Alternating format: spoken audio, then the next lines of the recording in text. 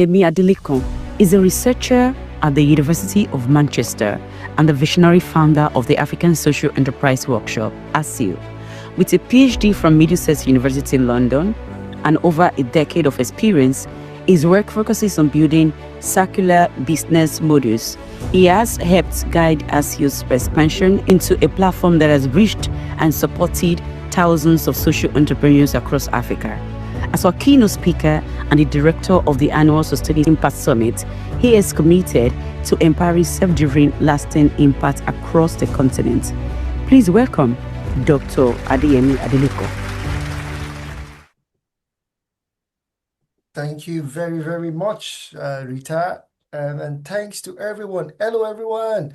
Good to see you again. And welcome to the Sustainable Impact Summit, the 7th edition. I'm so happy that you are able to join us. And it's been months and months of planning, and yes, we're so excited that the day is finally here, and it's good to see some lovely faces as well on the call. I was seeing all of the speakers joining. I saw I've said hello to Daisy earlier, Olivier.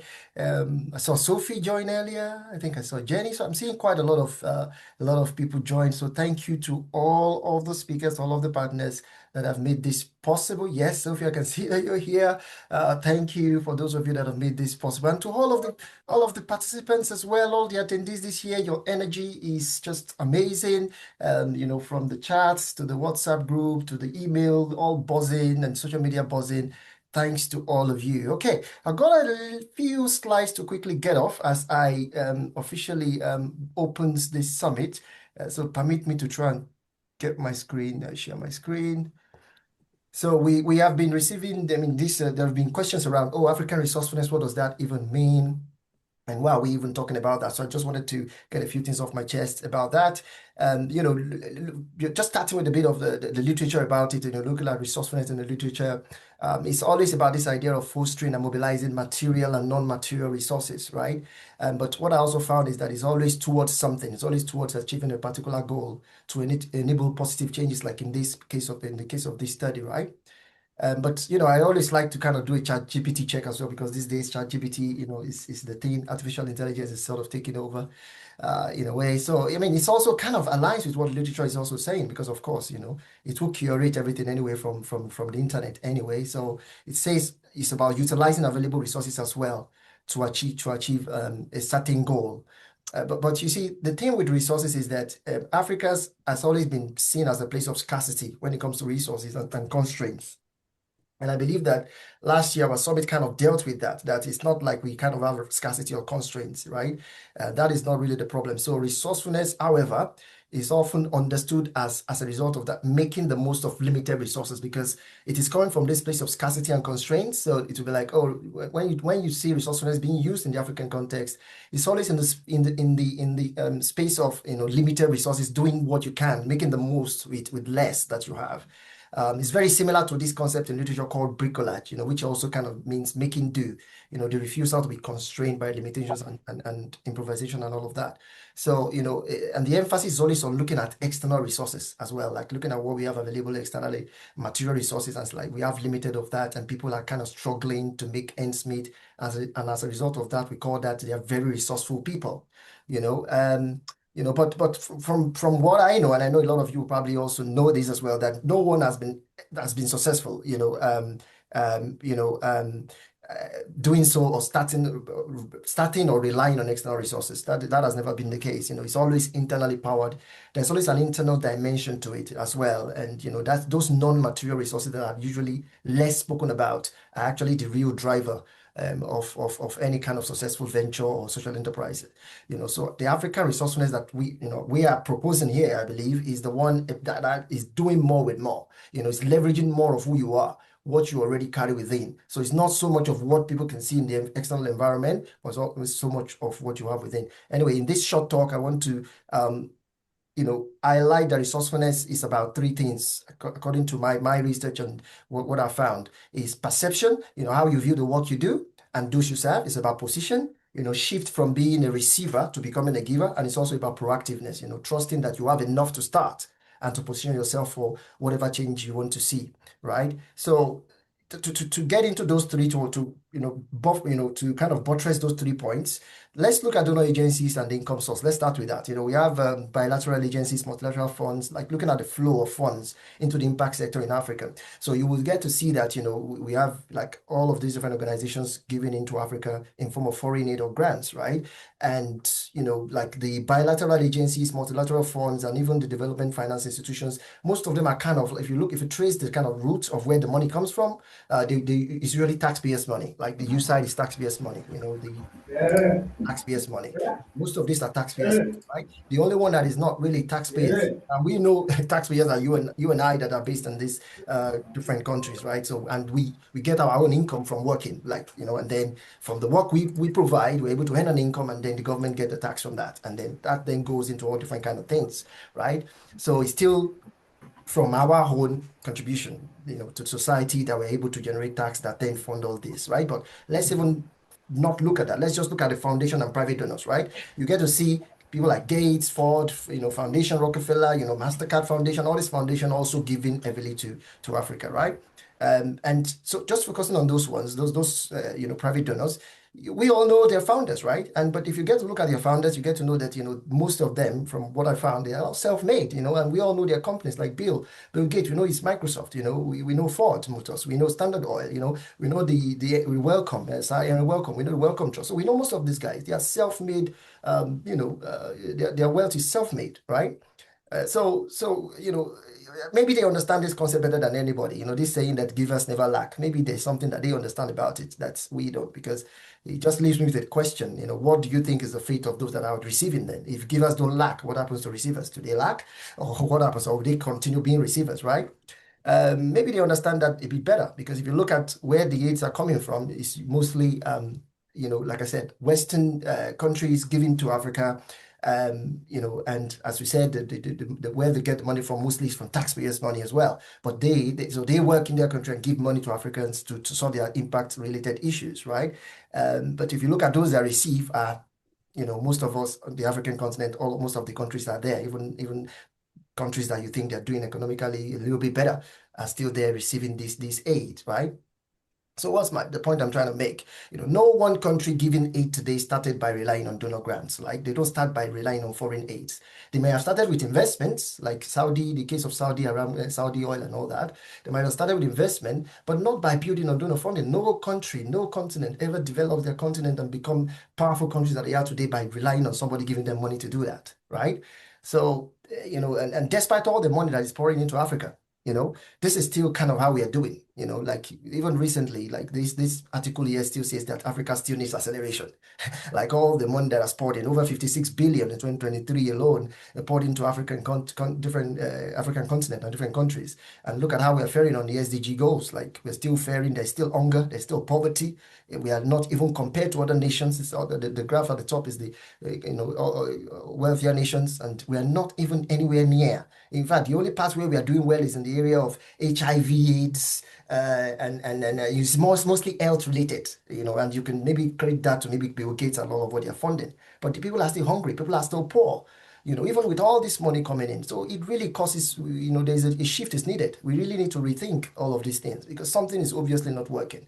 And so I believe it starts with us. Those of us are the social impact and innovation in Africa. We need to start to decide. What do we want to be? Do we want to keep being receivers, just sitting for people to give us money for us to then solve our own poverty issue, solve our own human-related issue? Or do we want to also start thinking that we can be givers too?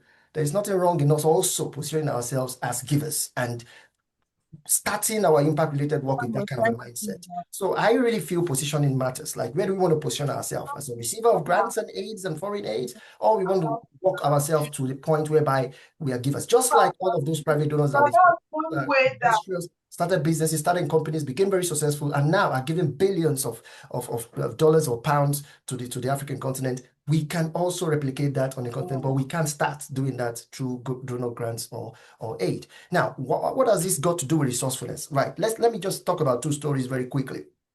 One is Mohammed Yunus, which I'm sure a lot of us in the room know about. I had this book a while ago. I've read it. The first 10 pages of this book really struck me when I read it recently again as I'm preparing for this particular summit.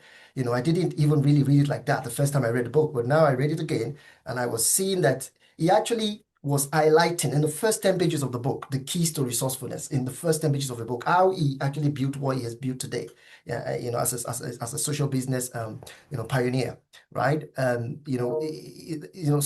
the way he described what he's doing, he saw his work as a calling. The perception of his work is so important, it's so key here, that he saw it is like it's a calling. It's like he's called to do this, right? He talked about unshakable faith in human creativity. So it's also the way he saw those he was serving, those he felt like he was called to serve. The poor people in Bangladesh that he was called to serve. He saw them as bonsai trees, basically saying that they are like trees that if you put them in the right environment, they have the agency to create the kind of life that they want for themselves. The environment is what is limiting them. So it's the way he saw his people. He did not see them as they are hungry, they are poor, we need to go and get fund to come and feed them. I can't feed them on my own. I need people to give me money to feed them. He's not seeing them like that. He saw them as these are people that are creative. They just need the right environment created for them. And he saw that, what can he do? Then the next thing is he started to think about, what can I do for them? What could I do to help? How can I make myself useful to at least one person? All of this is in the first 10 pages of his book. And that is the perception of himself. So he also saw himself that, look, I might not have all the money to feed all these people, but there is something that I have that I can give to them, that I can use to help them.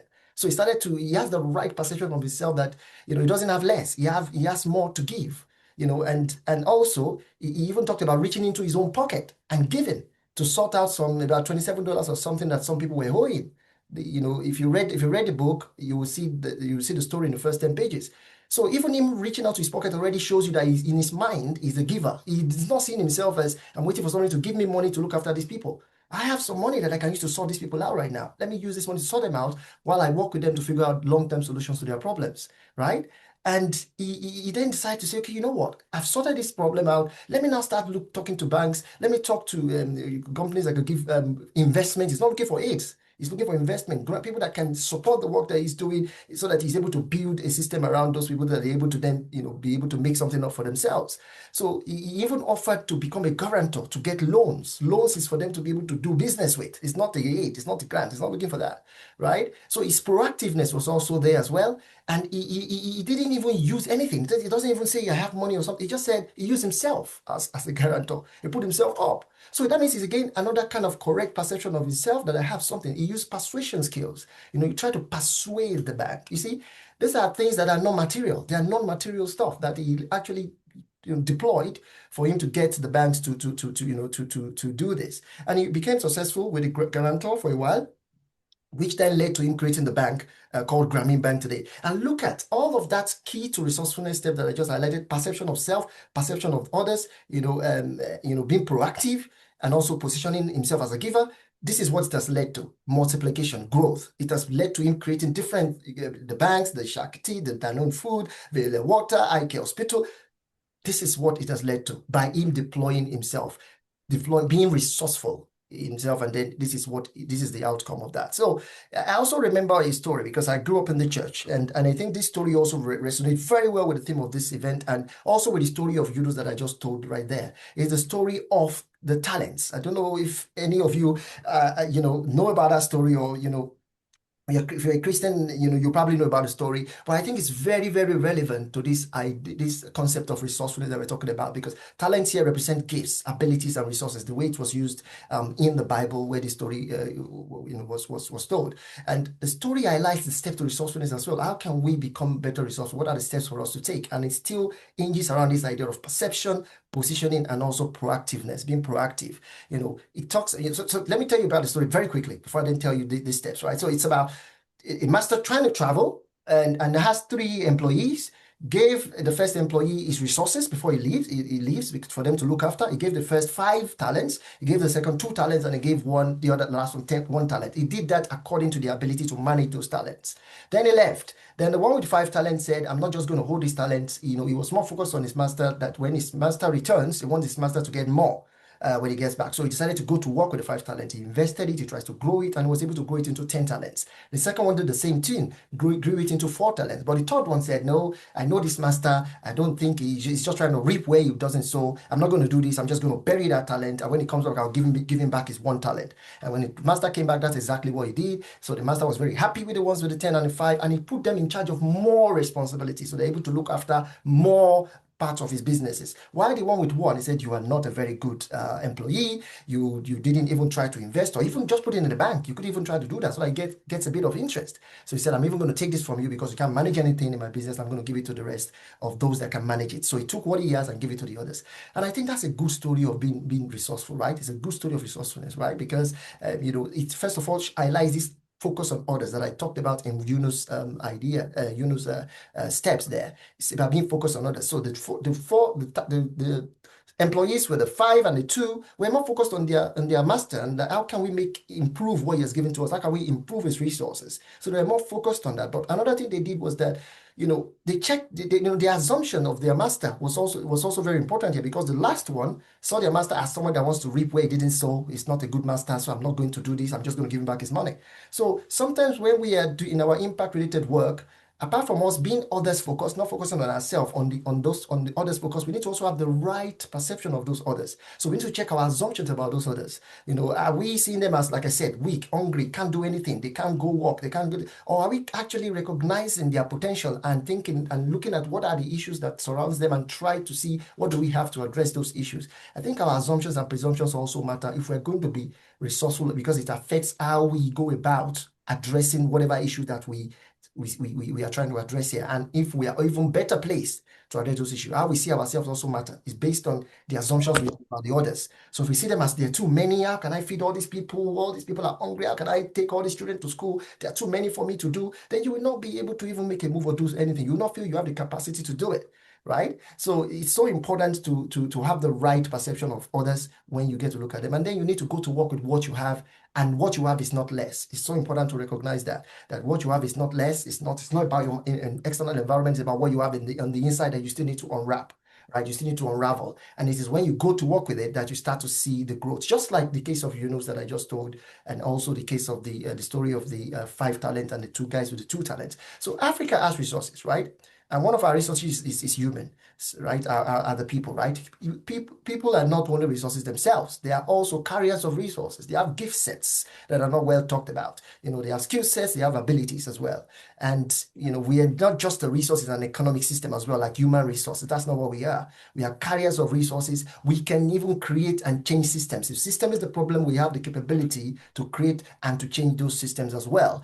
And what we need to do, as those of us in the impact sector on the continent, is to take responsibility for the gift that we have within us, not the one outside of us. It's not about how much money you have, it's about what you have within you. You have to be responsible for that. If you know how to talk, if it's communication is your gift set, if it is how to network, that is your gift set, if it is how to relate with other people, if it is how to teach other people, whatever you feel is your gift, you have to take responsibility for that gift.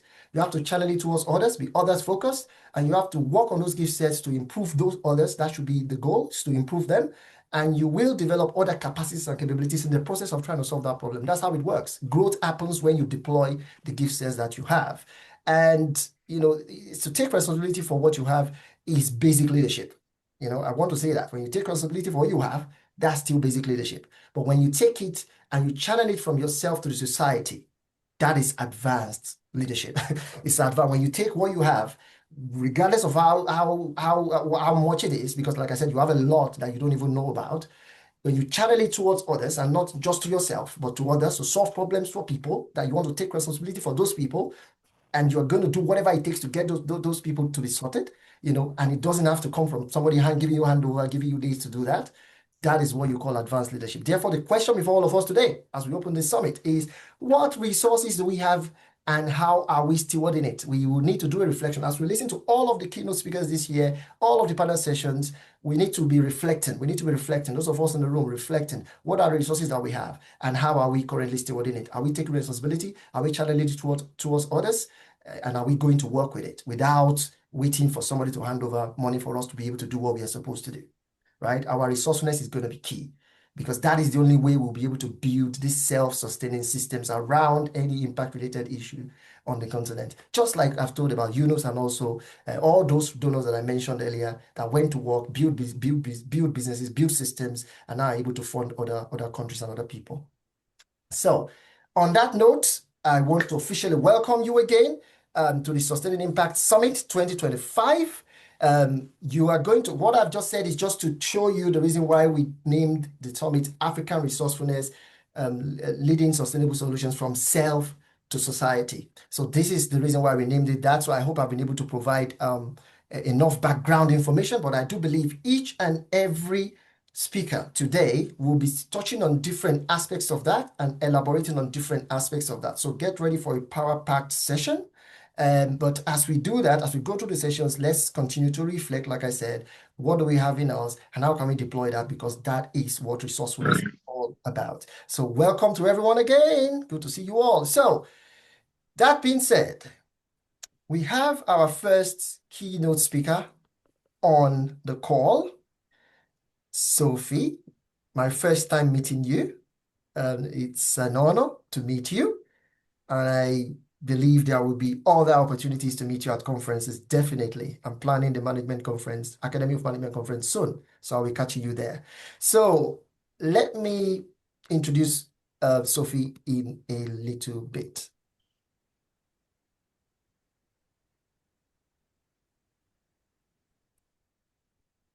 Professor Sophie Bacq is a globally recognized thought leader in social entrepreneurship and holds the Coca-Cola Foundation Chair in Sustainable Development at IMD in Switzerland. Her work centers on investigating how entrepreneurial action can solve intractable social and environmental problems. With her research published in top journals like the Academy of Management Review, she is a leading voice in social entrepreneurship and research. As a speaker on our panel, she is here to share valuable insights on creating impactful solutions. Please welcome Professor Sophie Bacq. Thank you very much. I hand over to you now, Sophie. Thank you so much. These videos are fantastic. So thank you so much already for the warm introduction. It's nice to meet you, Adeyemi, finally, after so many emails. As you said, this takes a few months of preparation. So this is the D-Day. You kicked it off very, very inspiringly just a few minutes ago with your remarks, and I'll try to build on those. You should see my slides. Yeah, super. Okay, so my name is Sophie. I'm here at IMD, calling from Lausanne. I'm professor of social entrepreneurship, and also I hold a Coca-Cola chair in sustainable development. And what I want to do today is walk you through a journey, in a way, my journey from social entrepreneurship to a framework that I call civic wealth creation that I introduced to you. Maybe that's going to resonate. And finally, we'll talk about collective action, right? So in a nutshell, how to be givers, as Adeyemi was saying, but not individually, but as a group, which in many ways feels easier and more pleasant than acting solo. So social entrepreneurship, for those of you who don't know, is the use of business and commerce-based means to address a societal issue that's close to your heart, and it could be a human-centered issue or an ecological issue or both. So what I've done in the past 20 years, I started really early in the field of social entrepreneurship in 2006. I mean, Debbie, the next speaker, was there before, but she's one of the few. I was quite intrigued how adding this adjective of social actually changed what we meant by entrepreneurship, right? And so I told you I would share with you a journey. Well, the journey that I'm sharing now is one of my thought process as an entrepreneurship scholar. So I was trained in Belgium, where we had several entrepreneurship professors. And in entrepreneurship, first and foremost, we're interested in understanding the people, the individual, right? Like what are their mindsets? What are their traits? What makes these people, take more risks than other, for instance? And so I'm showing you pieces of work for the academics in the room if you're interested. But back then, and you can see the date is more earlier on in my career, looking at elements such as empathy and self-efficacy in driving social entrepreneurship, questioning here at the bottom whether social entrepreneurs are actually more moral because they focus on social issues and asking those questions. And then came a wave of research at the organizational level that wasn't launched by me, by scholars, in particular from the US, Julie Batilana, Wendy Smith and many others who started looking at the organizations that were started by social entrepreneurs and saying, well, how does that work? How can you actually pursue doing good and at the same time build a business model that's going to be financially viable? And so I did some work at that level of analysis as well. And I must say, it was only maybe 7 years ago that I started taking more seriously than I should have at the beginning, the fact that when we study social entrepreneurship, we should care about impact, right? That's the theme of your summit. And yet, as scholars, we think about the person, the business model. And this is when I started shifting a lot of my research portfolio, to the civic or community level of analysis. It started with a few papers. There were one that was looking at the published literature and really realizing that the community is where change happens, right? Stop looking, high up in the air or thinking in very abstract terms about the SDGs. Like, look in your communities, how these SDGs manifest, and the impact will be greater and more profound and more anchored in the locality. And so published a few pieces on this idea of community embeddedness, and civic wealth creation. And in a way, we were not, of course, the first to think about that. And this was already in the Agenda 2030, right? So if you look under SDG number 11, the statement was that clearly local communities are the ultimate beneficiaries of the 2030 agenda, but they're also co-implementers rather than simply beneficiaries, right? They are active, they're givers, they're not just receivers. I mean, this is really what Adeyemi was saying earlier on, but more from a collective standpoint. Another study I want to highlight here so you can see the journey, and it's almost chronological, was a literature review. So we reviewed 227 text articles of published research, and we were interested at what we would find at the intersection of impact and entrepreneurship, that's in a way social entrepreneurship, but adding communities. And I'll skip this for sake of time. I'm happy to provide my slides as well. What we found is that when we say community, and maybe that's relevant to you if you're doing work in your communities, is oftentimes we think of a community of place, a geographical community, and people share the place, and with that sometimes they share an identity, right? So I grew up in Belgium I was there for 28 years, and I really identify as a Belgian, right? Even though I spent after that 13 years in the United States. But the research review that we also did showed that beyond community of place and identity, there were 3 other types of communities. So one was community of faith. So not faith, not religion, but faith, the fact that some communities are just affected by external elements on which they have no power to change. And this could be a natural disaster, right? And if you think of the community of Haiti that's been hit by this natural disaster a few years ago, it actually made them stick together for these very unfortunate and sad reasons. But also you could think of communities on the African continent and other continents that are stricken by, systemic poverty, where it's the faith and there's like systems that are just repeating themselves. Communities of interest, this is more akin to social movements and people who want to, change the world or, reduce CO2 emissions or make cleaner, water in the Swiss rivers or whatsoever. And then finally, the communities of practice. Importantly, because all of that is kind of building blocks to what I'm going to present next, is the roles of communities actually can be very varied, right? The framework that Adeyemi used was, giver, receiver, right? Beneficiary is more of a receiver. The entrepreneur is going to be a giver. But in between, we found communities that served the role of context, other that were supporters. Sometimes they were partner, and so on. So there's in this article different ways that we'll look at the roles of communities, and it can be actually more varied than these 2 extremes of the spectrum. So what studying communities in social entrepreneurship has taught me, or what studying social entrepreneurship through the lens of communities has taught me, is a few things. First, what I call the civic level of analysis is key to really understand impact and the difference, hopefully positive, that social entrepreneurs are making in the world. Second, the power of entrepreneurial bottom-up solutions in making a positive social societal impact is key.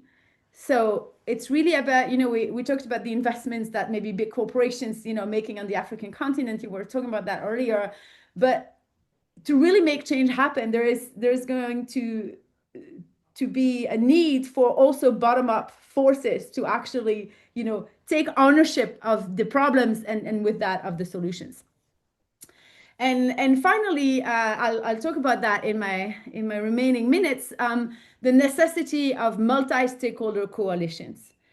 But in short, the necessity of having multiple types of actors involved in change. Okay. So with that, Adeyemi had asked me kindly to share a little bit about this model, which was published a few years ago, back in 2019, on what we call civic wealth. And so there is the academic article that you can read. It's 40 pages. If you're lacking time, I'd rather you read something than put it in ChatGPT. So if you're lacking time, I'll send you the short version, which is the version I published in I by IMD. This is our magazine here at the business school. So basically, what do you see here on the slide? You see at the core of this Venn diagram an outcome that is desired for change, which could be called social impact, and which we call civic wealth or civic creation. And what this model is assuming is that multiple kinds of actors need to be present for civic wealth to be created, right? So one actor is going to be the entrepreneurial agent. We're talking about resourcefulness at this conference. I think it fits really well with this idea of recombining resources at hand, innovating, and so on. So the entrepreneur is key in making a difference. This really builds on decades of knowledge on social entrepreneurship. In addition to that, if you think of traditional entrepreneurship, an entrepreneur's idea and bold vision will go nowhere if there's no funders, especially for those solutions that scale, right? And so these funders are represented in what we call here regimes of support or supporters, which can be financial, but it can also be other kinds of support like mentoring, legal advice or whatsoever. And then, because we're talking at the civic level of analysis or the community level of analysis, when you think about creating civic wealth or having an impact at the community level, we need to include the community. So that's the third bubble at the top of the framework here, which can refer to as small as a neighborhood and as large as a region, right? So we're not really talking here about national impact. And in that way, we're a bit different from the SDGs. We're more kind of localized. And so this idea of civic wealth really refers to wealth that is more than money and material possessions. That brings us back to this idea of the commonwealth and looking at wealth that can be, health capital, social capital, all the kinds of capital that an entrepreneur with the right support and the engagement of a community can really bring to that community. Okay, so I'll finish on that. This idea of collective action. So that's even more recently, let's say 2 years ago, I started a research project with some collaborators here in Geneva, in Switzerland, on collective action and social impact and sustainability. And so this builds on this idea of, you have these different actors working together magically in the civic wealth creation model. But in truth, there are more challenges than quick wins, right? So it takes a while for actors to get to know each other, to align their agenda, to really stick to the mission and so on. So we're in there for the long run. And so what we did is in this project, you're gonna think that I love reading the literature, which actually is true. We did another literature review that looked at management publications and this keyword referring to the phenomenon of collective action. And you can see definitely this has peaked, right? 2005 started to, gain some traction, but 2015 really exploded. And I think this is to be related to this idea of creating the world a better place and engaging with sustainability challenges. we realized that, social entrepreneurs can be a part of the solution. They're not going to be the solution maker by themselves. The government may contribute to the solution, may not fix entirely the problem, and same for corporations. And so I'll go through this very quickly, but this is just to justify why we're doing the work. Well, first, even though collective action is used increasingly in the management literature, there are not so many research insights currently published that talk about how managers can leverage in practice the principles of collective action to address societal challenges.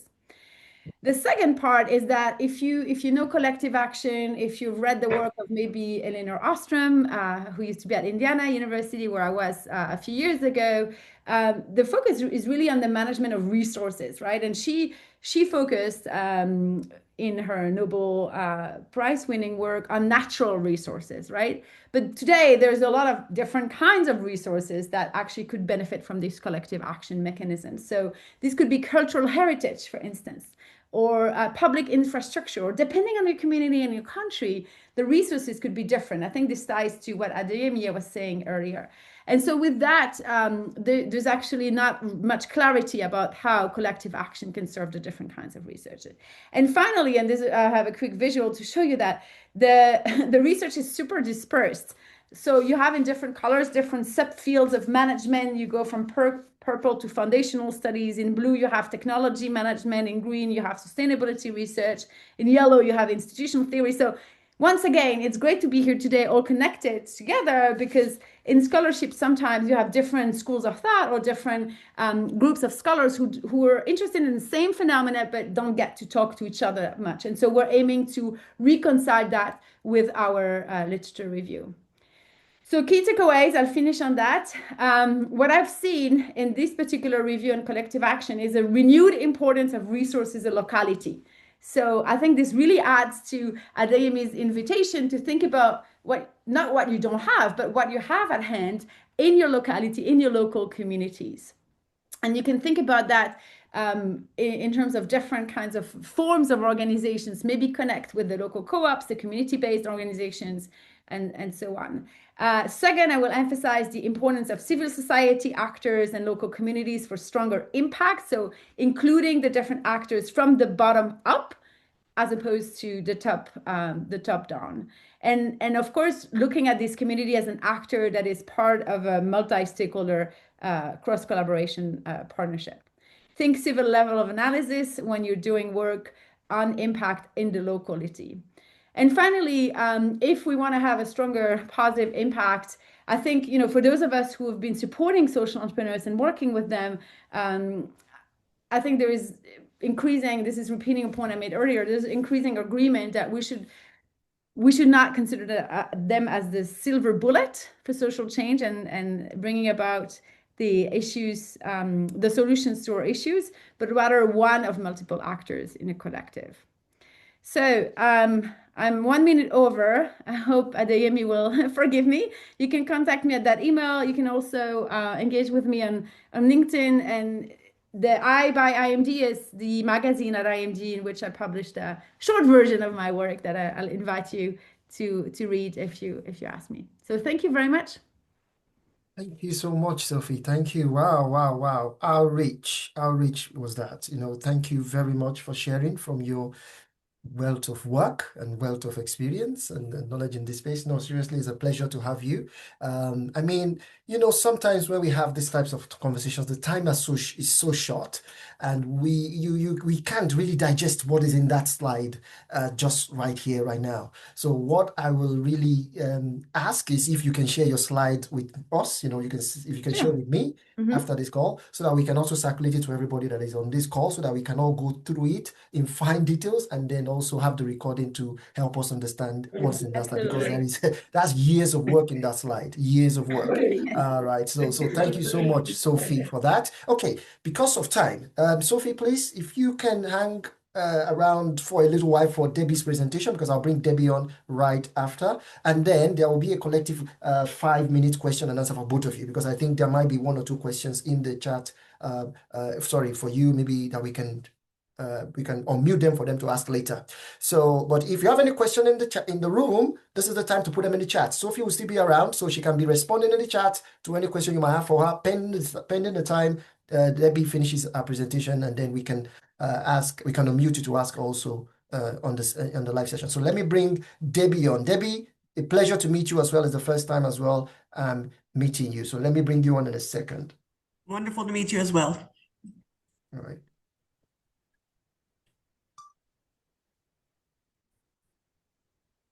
Debbie Bacq is a leading expert in social entrepreneurship, specializing in systems change, ecosystem development, and education.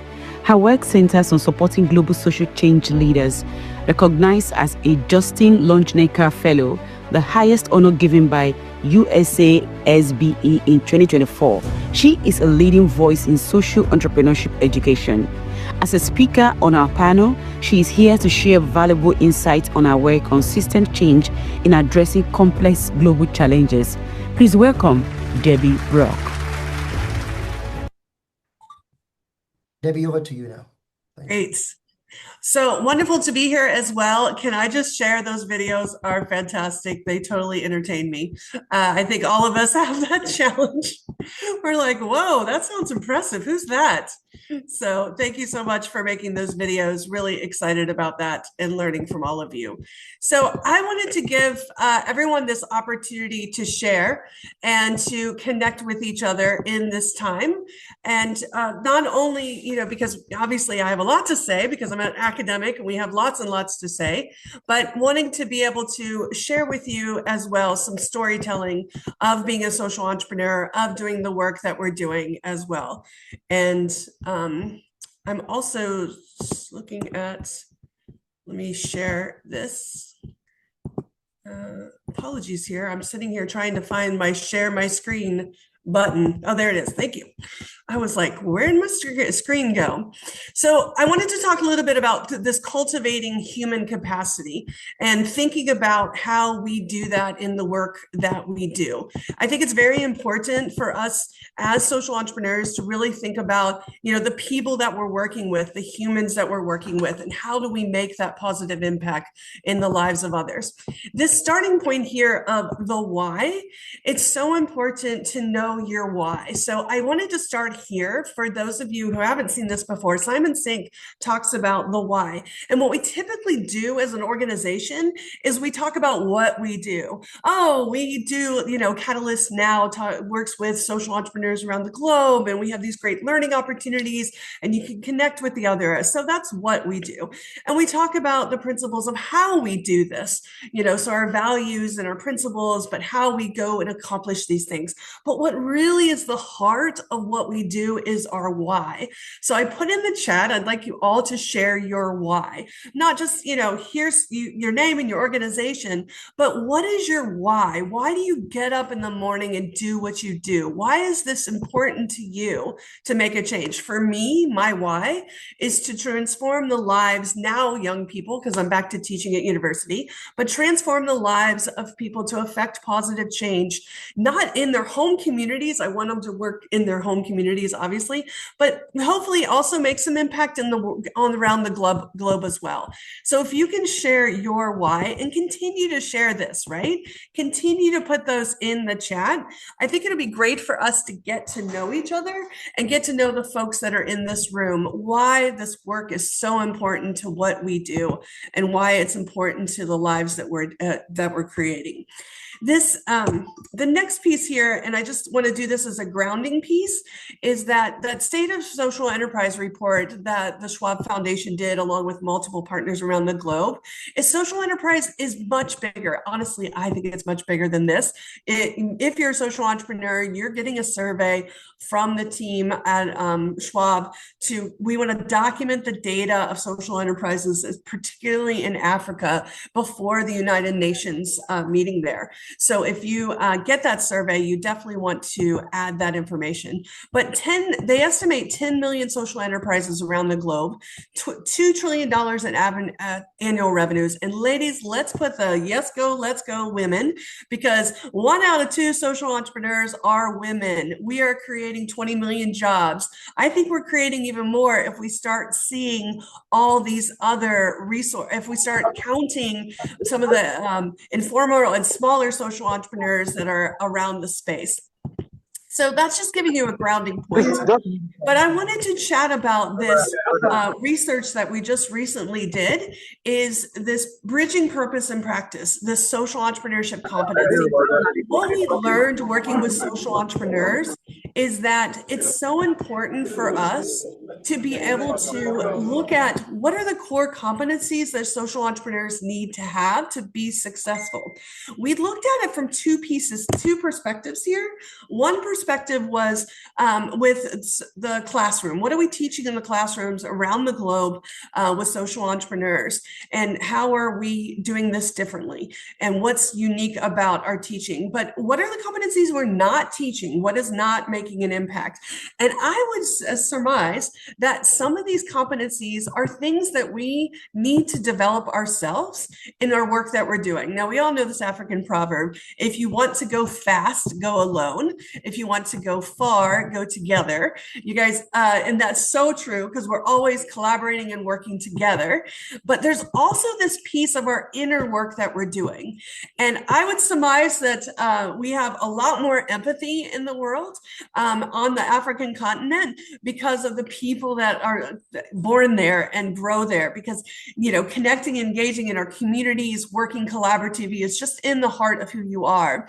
Building the self-awareness, the mindfulness practices, maybe some meditation, but more self-awareness of what's happening in the globe so that we can be more successful in our work. The self-reflection, if I'm out doing a project in my community and I want to make a positive contribution, and I go out there and I do something and it just maybe doesn't quite get to where I need to be, how do I self-reflect and learn?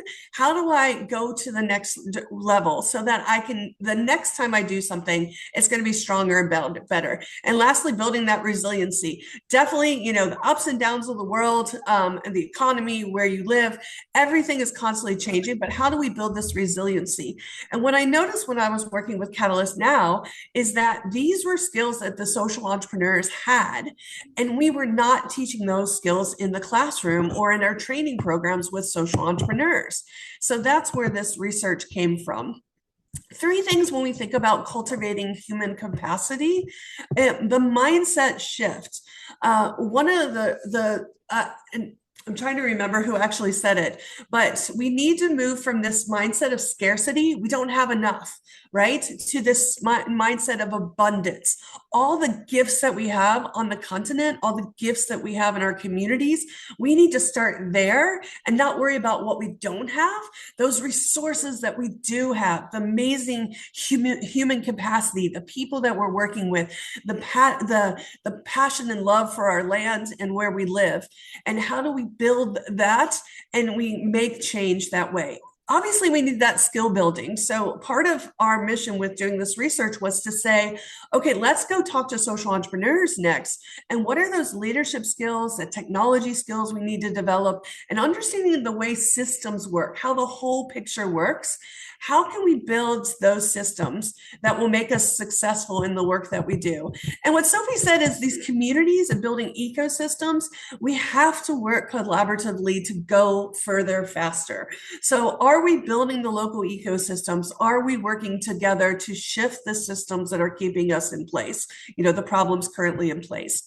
So to really drive social impact, these qualities we need to have to create this more sustainable, positive environment and world in our, not just in our communities, but beyond our communities as well. So cultivating and building our human capacity, which, you know, definitely has a tenfold. So I wanted to take this chance to spend a little bit of time just on the system side of things, because ultimately we want to shift the systems that are keeping us in the system currently in place. And systems change. If you haven't really heard about it, I think we like to say cool words, and we don't always provide that foundation for it. But systems, when we think about it, we talk about the root cause of the problem.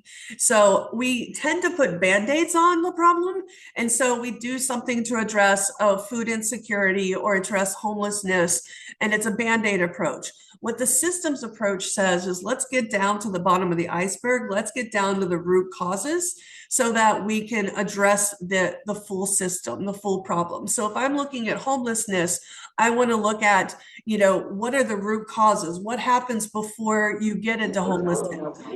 Was there a job loss that you had?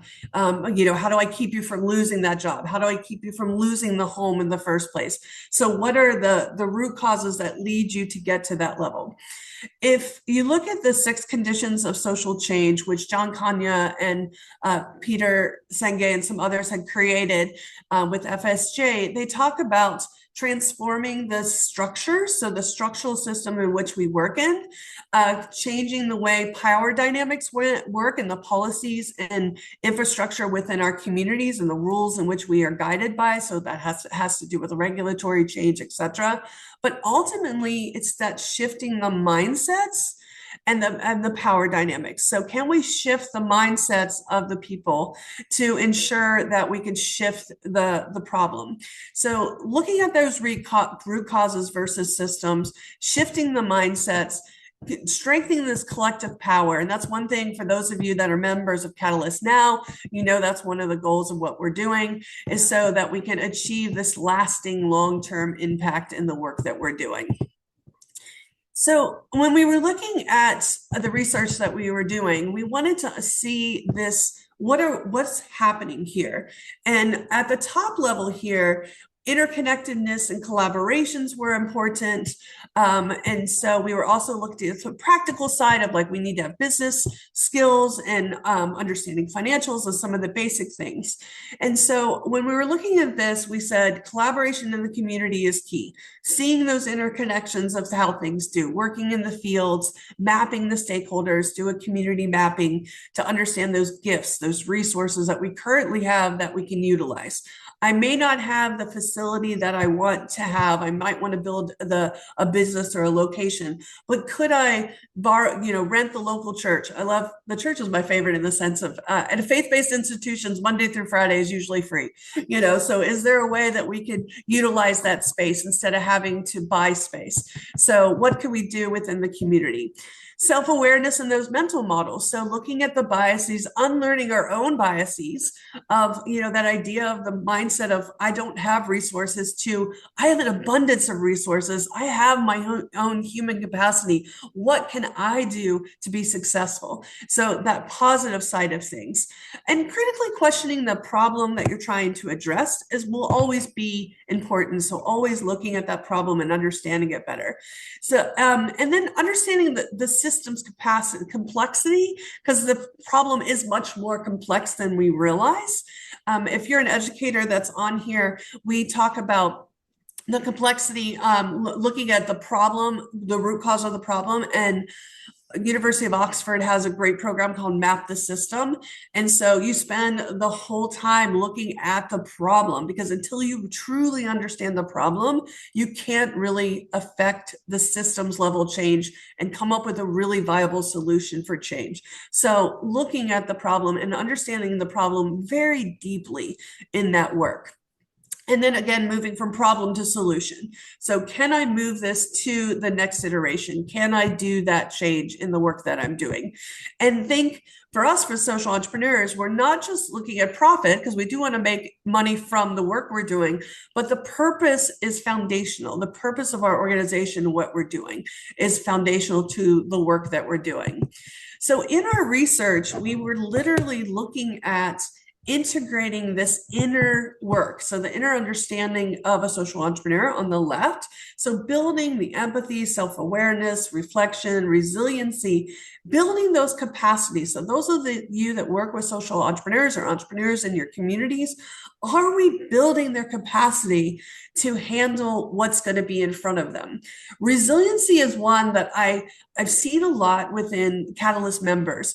Is there's always going to be ups and downs. There's always always going to be problems, whether it's economic issues that happen in the community, environmental degradation, there's a tsunami or hurricane or something that's affecting your community. How are you resilient to work through that? In the US, we have USAID. And when the president, shut down USAID and made it happen, we all went, holy moly, what do we do collectively? But the resiliency of the people are coming up to say, no, we have to keep the momentum of the work that we're doing to achieve the SDGs. If you noticed last weekend, Warren Bennett, just gave a bunch of money. Bill Gates is going to get rid of all his money before he dies. So thinking about those opportunities that happened because the USAID got in such a crunch. So building that capacity. And then this right side of it is, are we building our interconnections, collaborations? Sophie talked about collective action, where we're all working together collectively. How are we working collectively? You can't do it independently. Don't think it's just you. There's a whole community behind you. And then the mental models that you need to shift into that. So building not just the cognitive skills that we want to learn as an entrepreneur and the business competencies that we need, but building those along with the social and the relationship competencies that we need is important to the work that we're doing. I would be remiss if I did not take the time to bring up the systems work of social change. That, if you know Francois Boschini, he's a proud South African. He's the co-author on this book with Cynthia Rayner, who was actually at the University of Cape Town when they wrote it. Really great.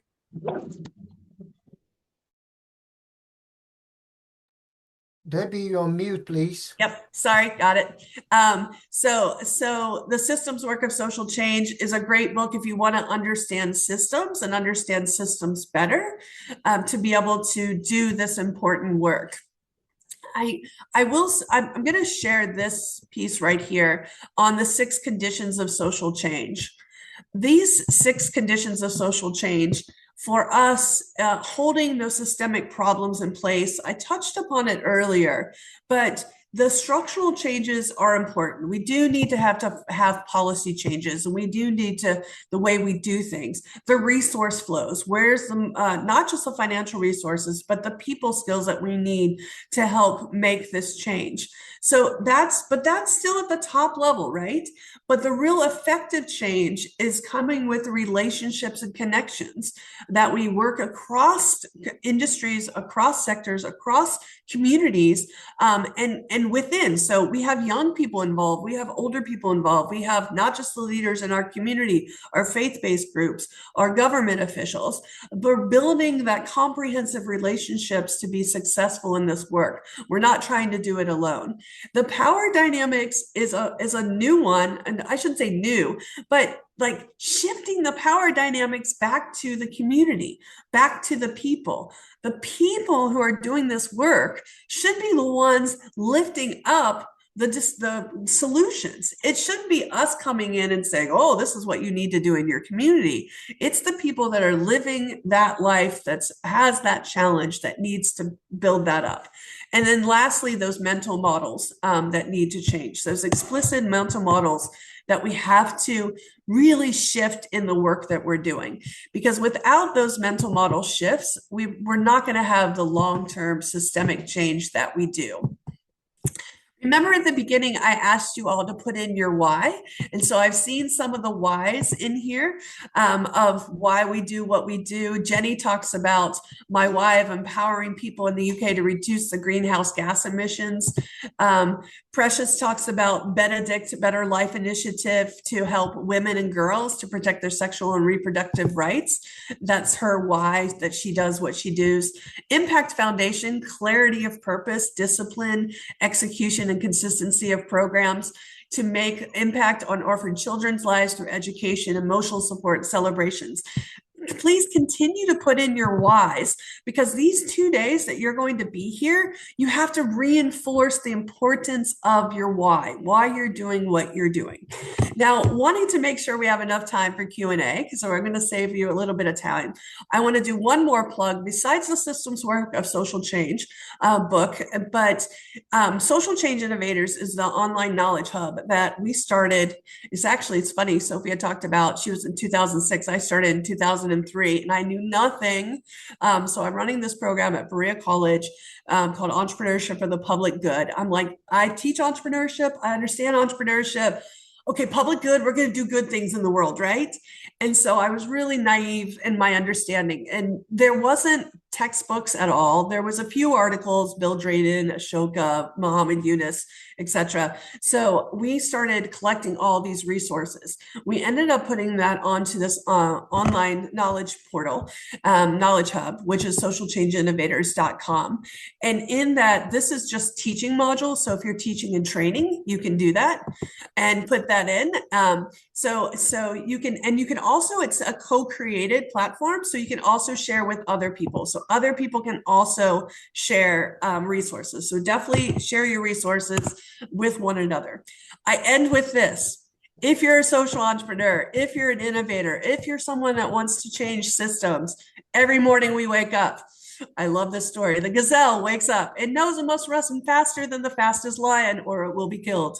Every morning a lion wakes up and goes, uh-oh, I better outrun the slowest gazelle or I will starve to death as well. Doesn't matter whether you're a lion or a gazelle, when the sun comes up, we better all get running.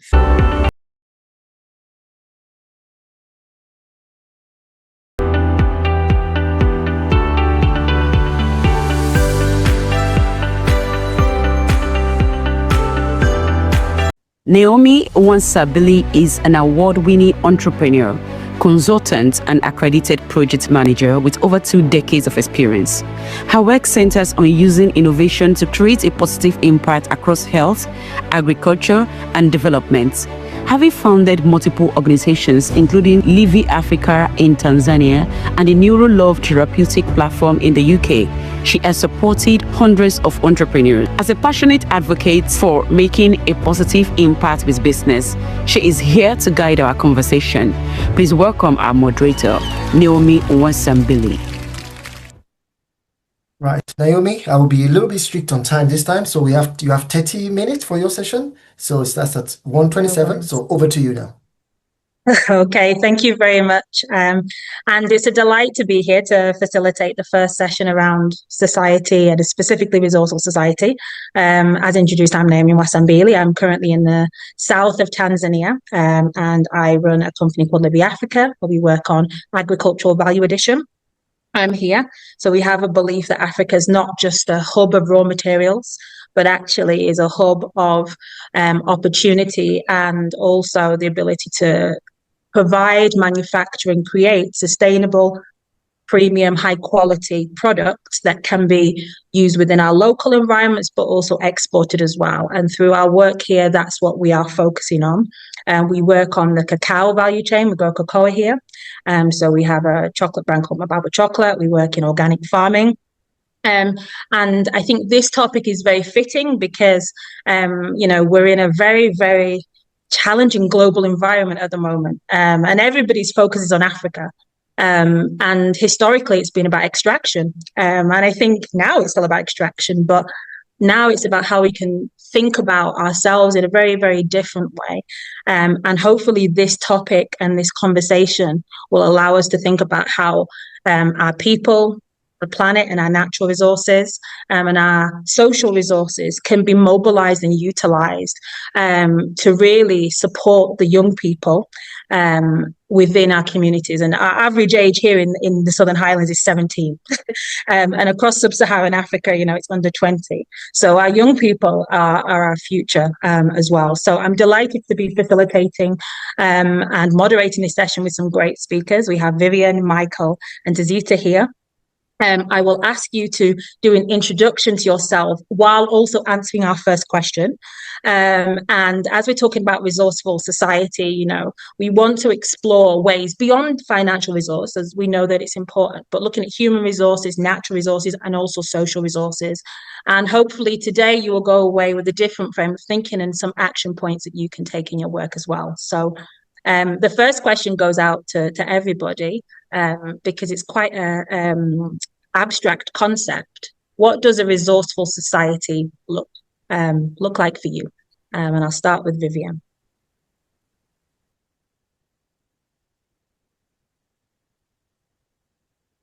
Do we have Vivian? Is Vivian here? Yes, because I can't seem to see, I've not seen her. So I'm asking the team. Oh, yes. Oh, well, I think, yeah, okay. Well, I just got the notification she's not yet here.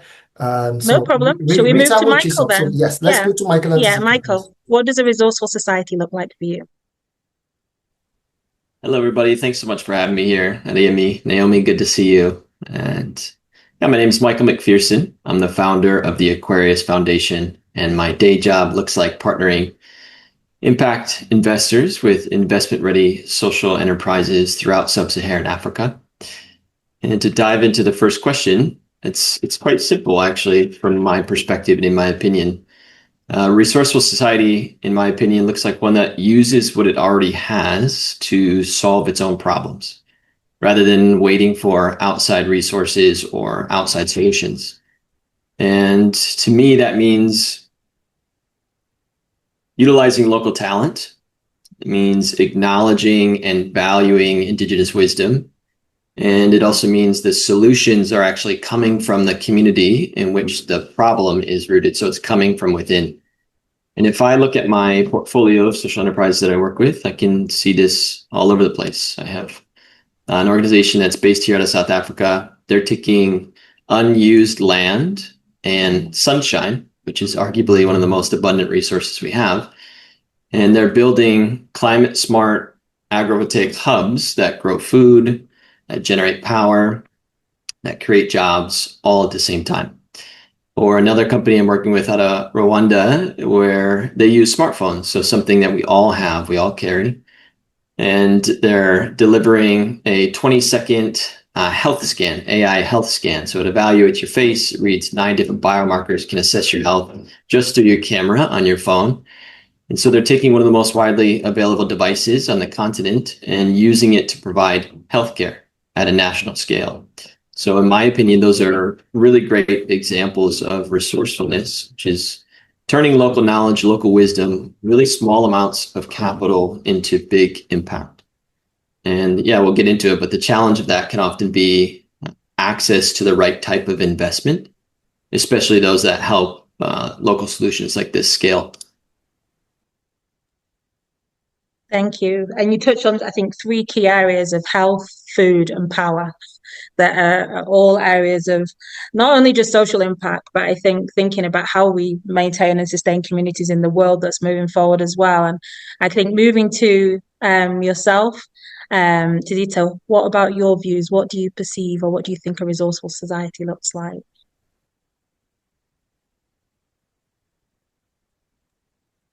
Are you here, Tizito? Yes. Thank you, Naomi. Can you hear me?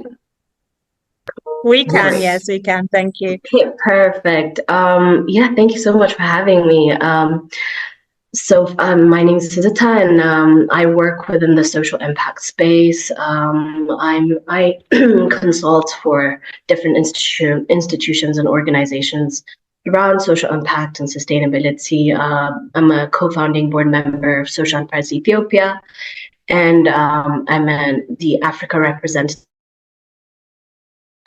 And for me, a resourceful society, I think Michael covered quite a lot of it, but I guess I could add a few things.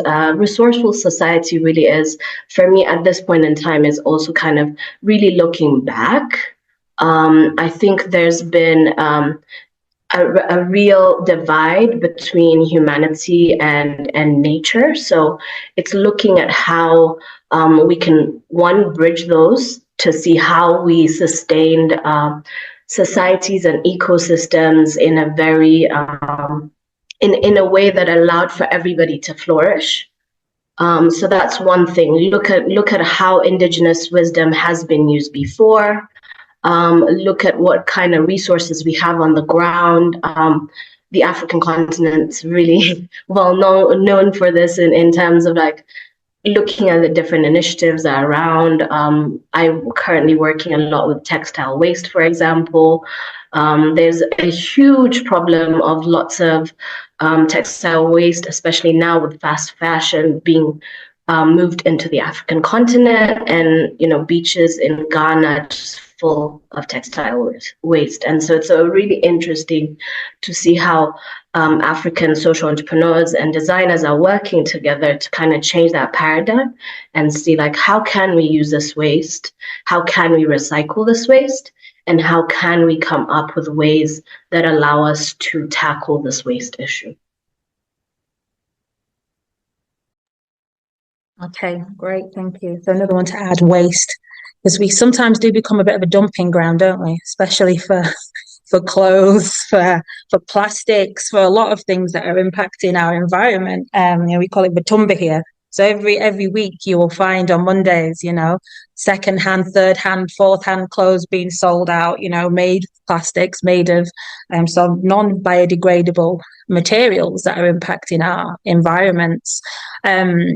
And I think we touched upon, and you touched upon, Michael, when you talk about access to finance, we'll move from there. But I also want to look at the human resource element as well, because, you're both leaders and you've both taken your journey, but we have a lot of younger people and people who have to sort of, put into practice. I know this is going a little bit off topic with the questions, but what do you think from your personal experiences are key skills that young people who are mobilizing these changes need to have and to contribute to making a resourceful society? I'll come back to you first, maybe to Zita, and then we'll come to Michael. Yeah. I think really it's, I think first it's a mindset shift. It's us kind of really, as young people, I consider myself young, still under 35. So really, if we look at it, it's a mindset shift. We need to start looking more at home and what we have as resources. We have, community. We have knowledge. We interact with each other. We understand each other's problems. There's a deep understanding of what kind of issues we have on the ground. And really, even though solutions might seem far off, it's really a mindset shift. If we look at, and in the end, really, if we look at for example, the business model canvas, we always kind of, or even design thinking, we start off with the problem. So already, if we understand the problem, then the shift in mindset is we are also those people who can create the solutions, because we have a deep understanding of what's happening. And then really like taking stock of our skill sets. Resources are not just monetary, resources are also social capital, for example. There's some places that you wouldn't really be able to access. I worked in Ethiopia for quite a while, and you need to build trust over time to be able to get things done. Recently, after almost 7-8 years of talking about policy in Ethiopia, social enterprise policy in Ethiopia, there's been a massive shift. But it took 8 years of trust building and 8 years of social capital. And so this is a one mindset shift, and then just looking at ourselves as resources, and also kind of seeing money doesn't always have to come from outside of Africa. I believe. I think that we are very, very, very wealthy individuals. Maybe it might not be in the Occidental concept of monetary value, but we have wisdom, we have knowledge, we have community as well. So that mindset shift is also about What kind of resources can we mobilize within our communities? And yes, maybe people don't have $100,000 in their account, but maybe they do 10. And maybe like 10 times 10 is 100, and that can get us further, is what I believe. Okay, thank you very much. And I think mindset came up in the past couple of presentations as well, but I mean, I always don't know, how do you shift a mindset, you know? And it's a really big thing, isn't it? Especially when, you know, you've grown up in an area, you don't know what you don't know.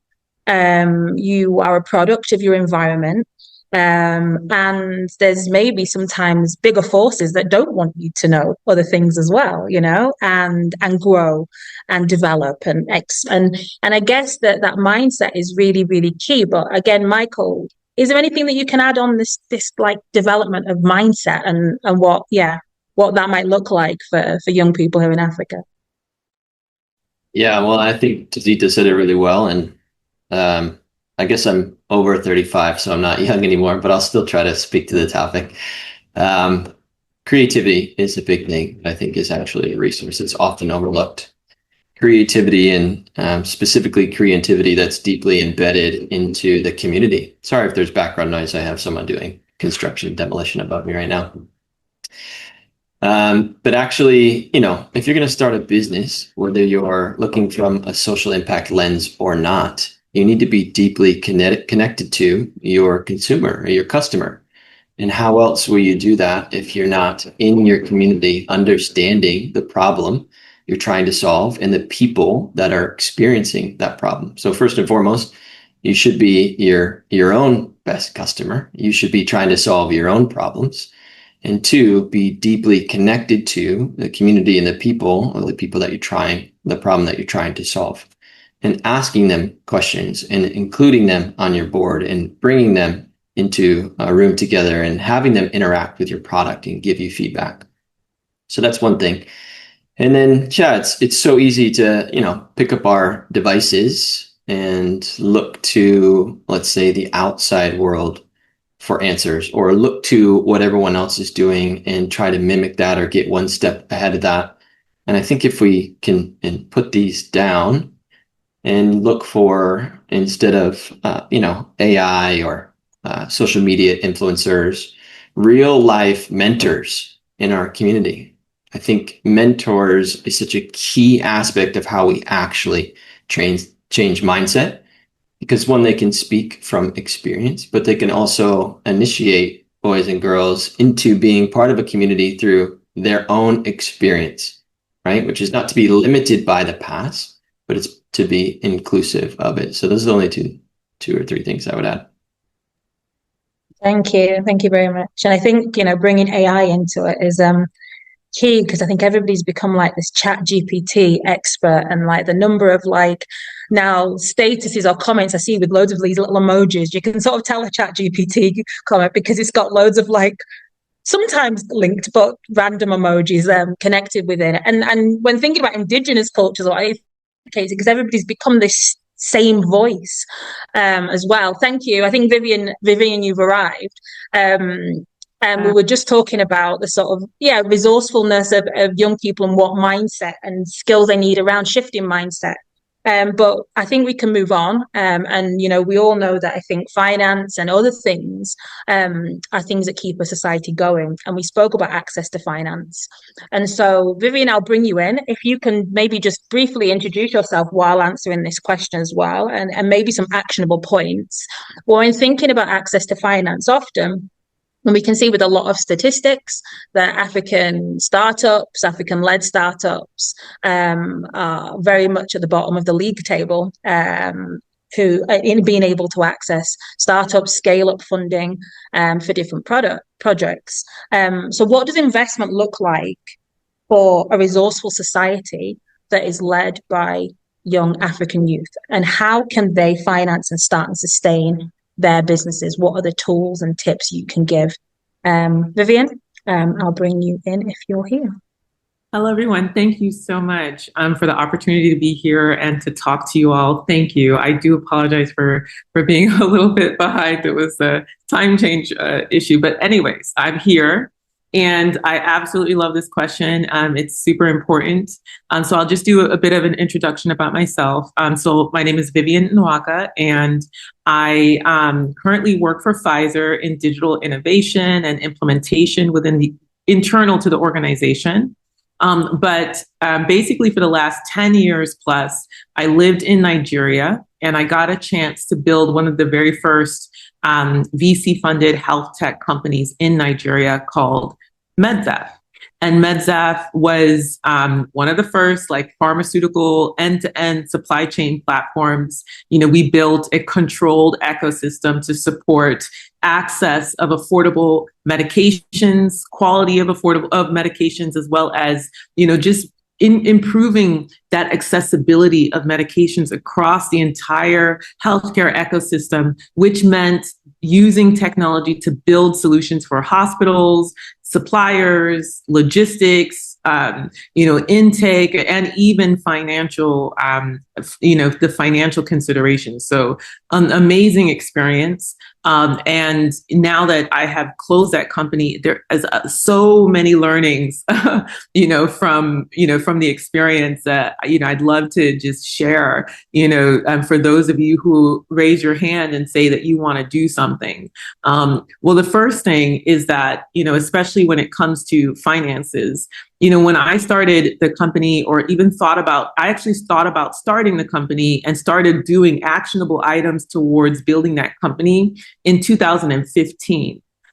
We launched in 2017. So I was, living my life. It was a side passion to try to figure out how to solve one of the greatest, public health challenges across Africa, and so I will say that just to say it doesn't have to be that you have everything figured out immediately, or that your entry strategy, or that you have even the money. I didn't have that money. I didn't have the money to think about starting a company. I don't even think I had the connections with investors to think about starting a company. But I was very passionate that we deserved something better, that we deserved, real medication, and that people shouldn't die from fake medications. That was my passion. And so because I was rooted in that passion, I started to do actions towards moving towards trying to build this thing. It started to build momentum. And so the first key of money is that money is energy. It's not even actually, money is energy, and it flows, right? And so that energy of taking a step forward and moving, it started to build and pull people towards me who were looking and surrounding me to see, can I fund this woman to do what she's doing? So, and then also a lot of my first investors, were my ex-boyfriends, people who I worked with, who I worked on projects with, even people that I worked with in Chicago. So it was like people around the world that I had a personal relationship with who have seen me do something and were inspired by my passion. Or it was random strangers, like my first investor, Yvonne Wassenaar, amazing. She's like one of the largest investors today in Silicon Valley. I met her and we connected on such a deep level over what I was trying to do that she sent that first check that created a momentum that opened up a lot of the US investors that I started to get to come into the situation. So it was my story. It was the story of what I was trying to do. It was the thought process about the fact that I didn't have everything figured out, but I was going to really put my effort to trying to figure this thing out. That's what got my first checks in the door. So to go back to the question, just like, I guess, how do you raise money? Or, it's really, what are you, really kind of rooting yourself into, what it is that you're doing and why it's important, and aligning with people on many different levels about why they would be interested in funding what you're doing. Now, just to take it further and talk about sustainabilities and things that I wish that I had done maybe a little bit differently. So as the company started to grow and we, started to really kind of build relationships with, really important hospitals in Lagos, And then we started to grow outside of Lagos into larger hospitals and clinics across the country of Nigeria. One thing that I wish that I had really kind of done that I think maybe could be something that people can think about is I was solving one of the hardest problems that these hospitals had, right? They should have been investors. They should have been partners that were not only giving me money for the medications, but also investing in my solution. I remember being at one of the largest hospitals in the country of Nigeria, and the head of this hospital came out with blood all over his hands and body from surgery. And he just said, "Vivian, help me, help me." Imagine how hard of an issue that this must be, that the head of one of the largest hospitals in the country of Nigeria is coming out after surgery. He can't even wait. He can't even wait to wash himself. He is so stressed over this issue of medication procurement that he comes out. His company has raised millions of dollars globally, even. That hospital, they should have given me some.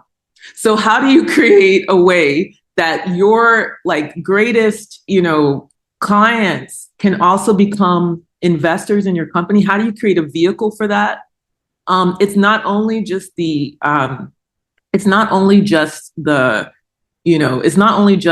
money that they'll give you for the service, but how do you make them more of a stakeholder or owner in what you're building so that it can really sustainably solve their problems? That's something I would have thought about a little bit differently and, maybe put some things in place.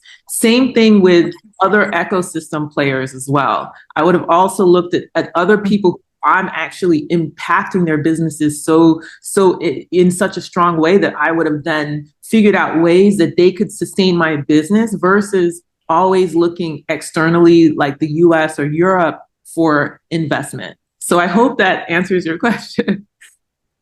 Yeah, no, thank you very much. It was a very in-depth, and I hear your experience through that as well, through sort of conceptualizing the idea all the way through to running. And I think we don't always think about the stakeholders, we don't think about who can benefit from our existence.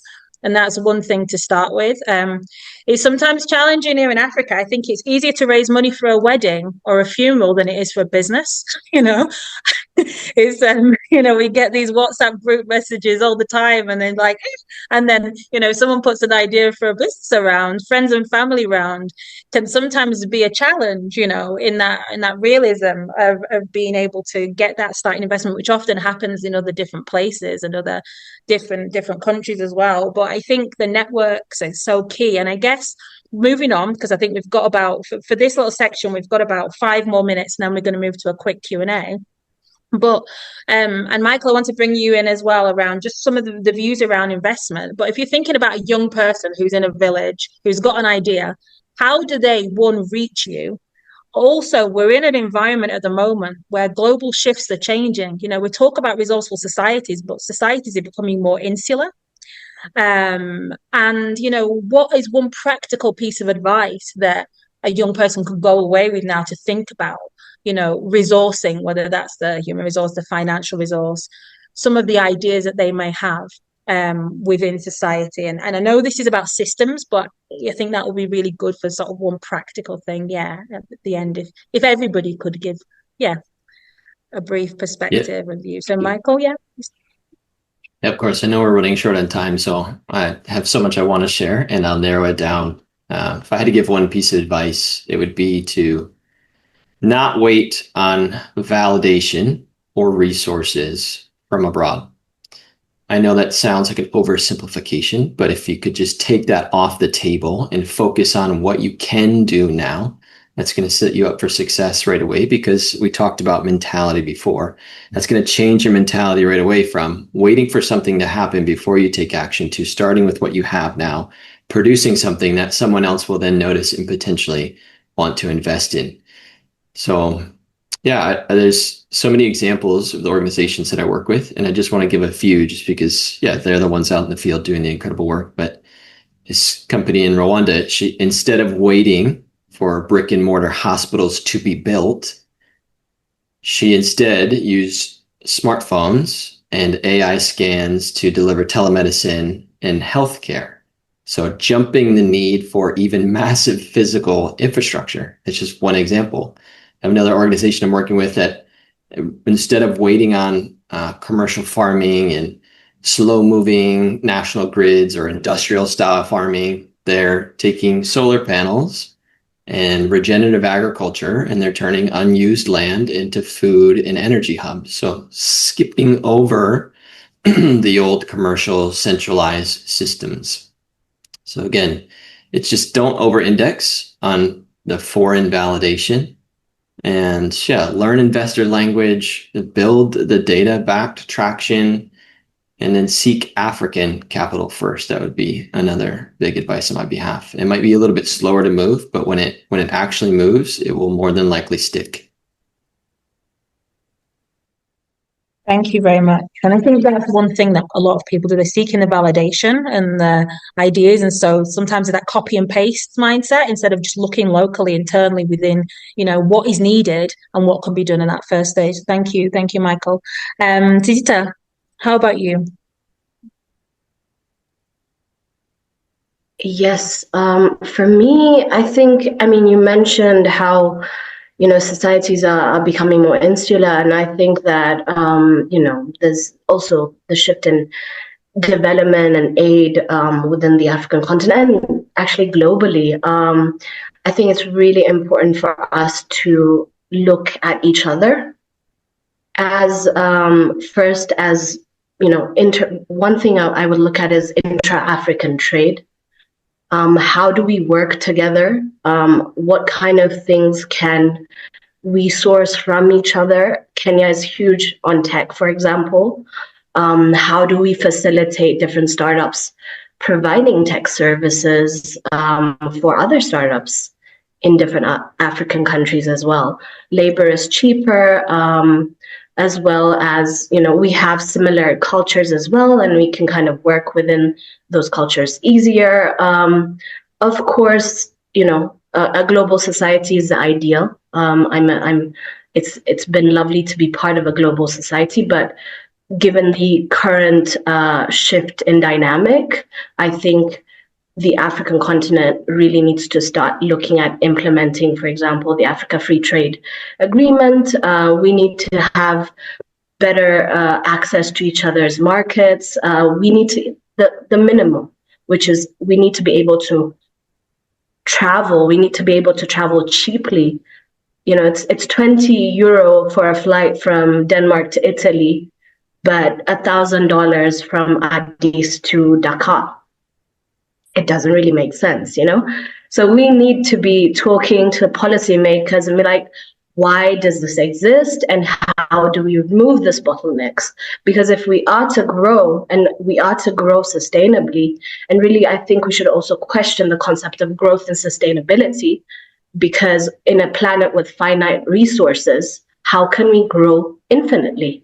It doesn't make sense, So we have to understand what we are pushing and see how we can create a dynamic that works for us specifically.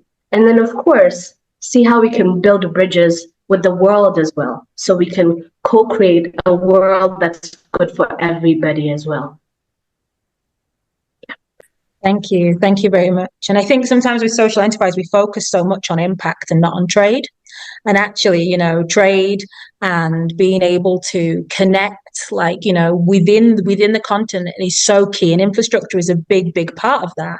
And especially when thinking about resources, and it's often like in social enterprise, you've got so many people doing the same thing in each country, and they're being supported rather than looking at how that can be scaled up and different countries can work together and, like you say, cross benefit from different digital platforms or different innovations that have been created. So thank you for that.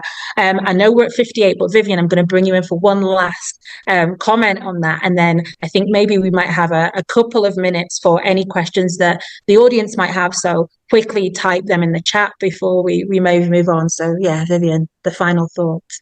I think, everyone has kind of said a lot of what I would say. The biggest thing I would, just, maybe do a little bit differently if I were to do it all over again is, again, just focusing on how can I build a community that where people who are all moving in the same direction and ensure that there's, synergy to create that financial sustainability that allows all of our companies to grow, right? And so the thought process or that mindset of everyone kind of has to build their own fiefdom or crabs in the barrel, I think that kind of mentality is a huge bottleneck for Africa's growth across the board. And so people actually coming together and saying, this all deserves us, putting our energy together, and that we can grow the pie versus having to have a zero-sum mindset.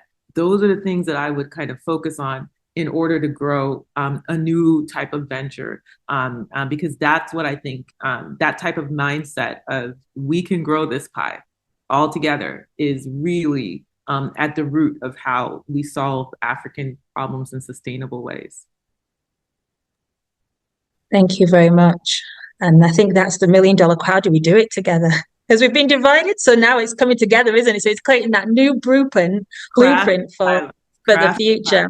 Yes. And technology allows you to build trust in the systems. And right. So we were coming from a place where, you had to have real relationships in order to trust. But now we're building. Technology allows you, to kind of create trust in ways that weren't available to us before. So by really doubling down on that trust and that we can build in technology, that make it easier for people to start to work together in ways that they're not normally used to working together, I think. Brilliant. Thank you very much. Thank you. So there's lots of food for thought there from the discussion. Thank you, everybody, for contributing. I don't see any questions in the chat. I'm sure Ade is going to come on and say, that's a good thing. We can maybe move on and keep to time. But I will pass back on to Ade, and thank you very much to everybody for listening.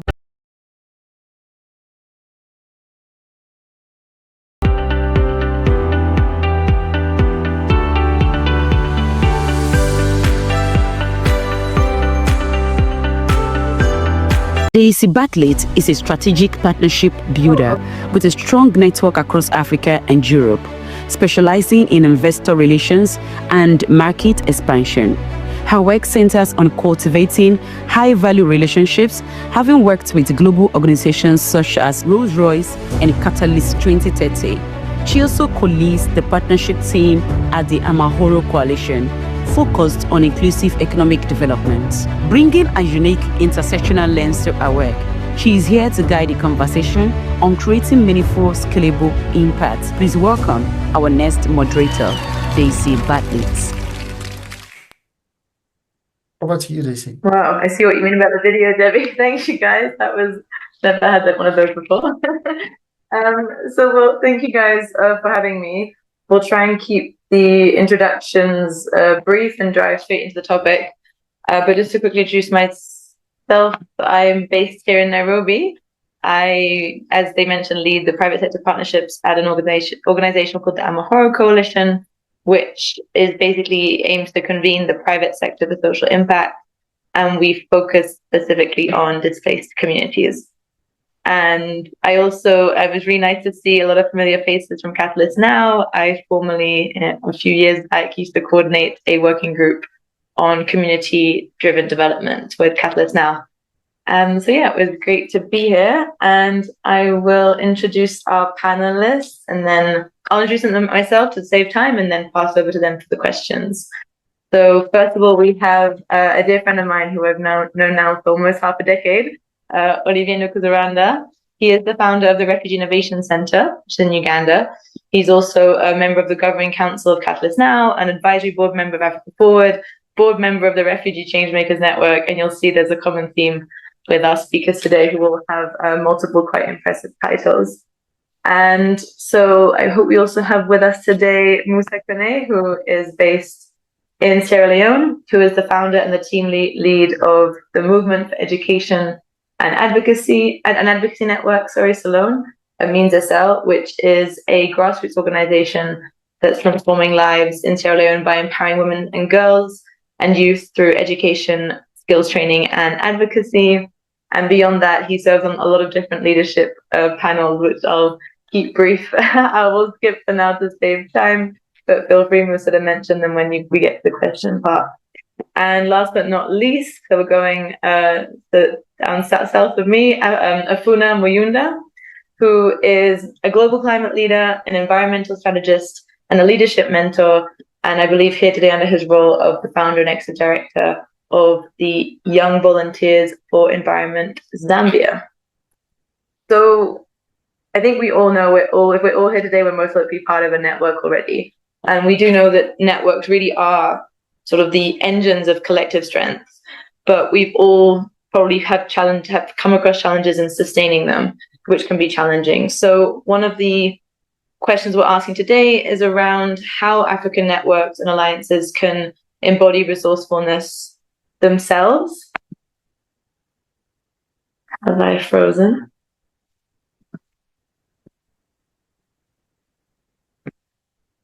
Daisy, we can hear you. You're not frozen. Did I freeze for a bit there? Have you got me back? Yeah. Yeah.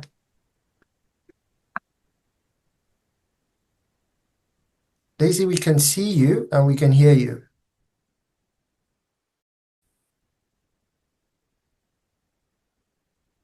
All right, can you guys hear me again?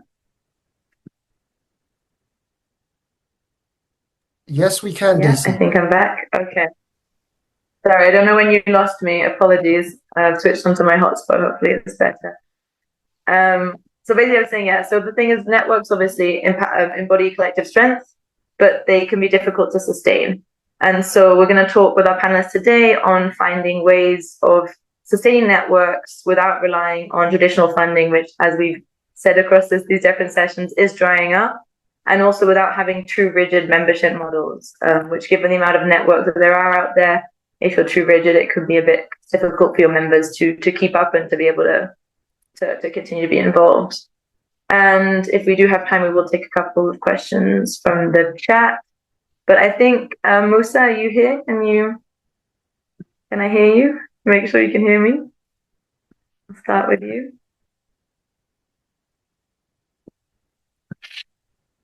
Musa, have we got you?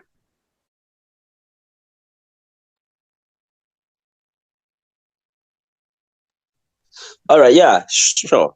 I'm here. Okay, we've got you. Can you hear me? Okay, awesome.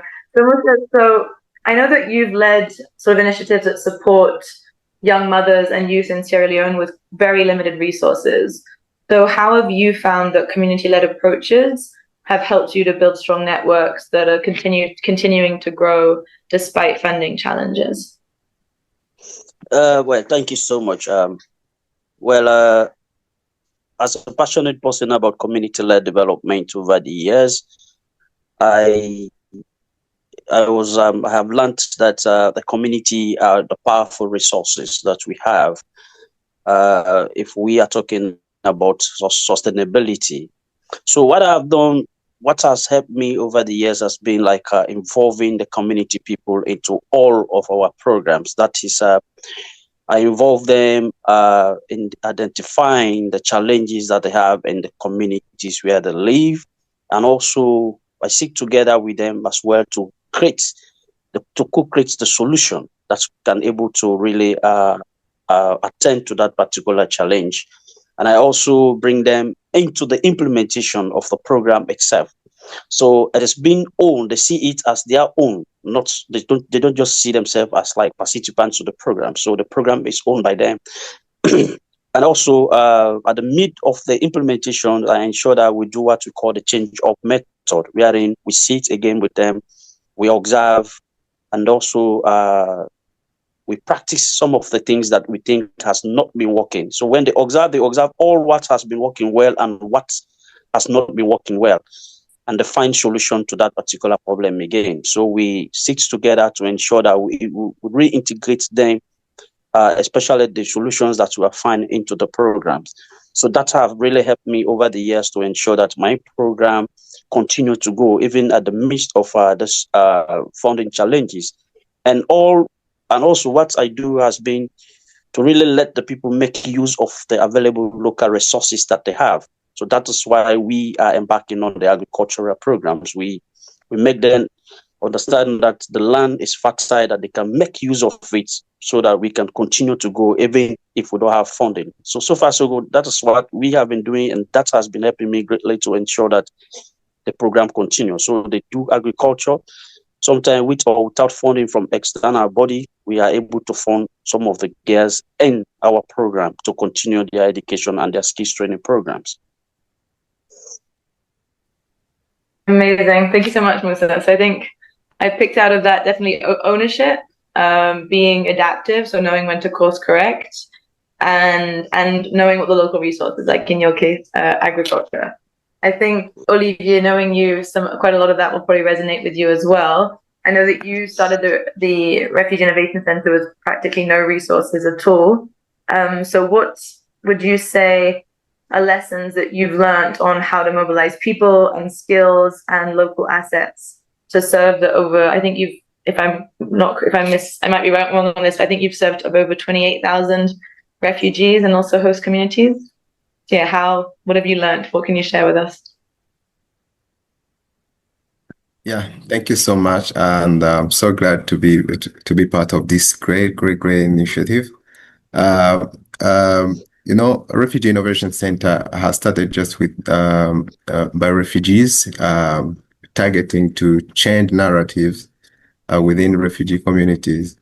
Especially, we were just looking at how we can respond when funding is cut, when there is no organization that are looking after refugees and so on.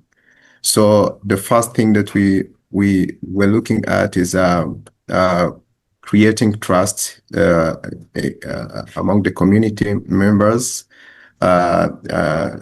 starting with refugee communities and spanning to hosting communities. This trust was very relevant because whatever we've been doing, we make sure that these communities are owning the programs, and also they replicate the programs to where we couldn't reach. So we don't have enough resources, and by even the starting, we didn't have enough resources, but we're really hoping and believing that the communities itself is enough to run the program. So we have very many people who went to school. We have a number of people who've been participating in different initiatives from the home countries. We have experts and so on. So we try just to combine them. We mobilize them.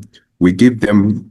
We show them the needs that are already available in the community, and they were already just able to contribute depending on their capacities. So those are the living resources already that we had, which would be expensive to pay, but now that are offering voluntarily and really spanning, creating big impact. So another thing is creating networks. So being alone, it can't really, you can't really make it. So I was able just to identify other people with other innovators just within the refugee community and host community who can also respond to the acute needs of refugees, be it of education, be it of environment-based needs, be it of skilling and so on, and community-based approaches. So we try just to connect efforts. We learn from each other. We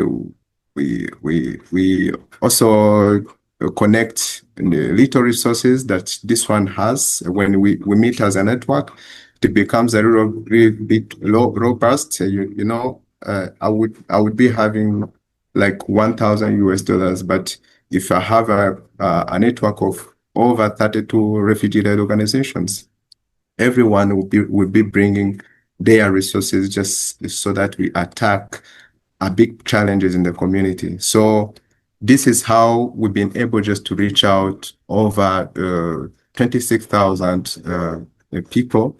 And we believe that this is the right approach we can take. Thank you.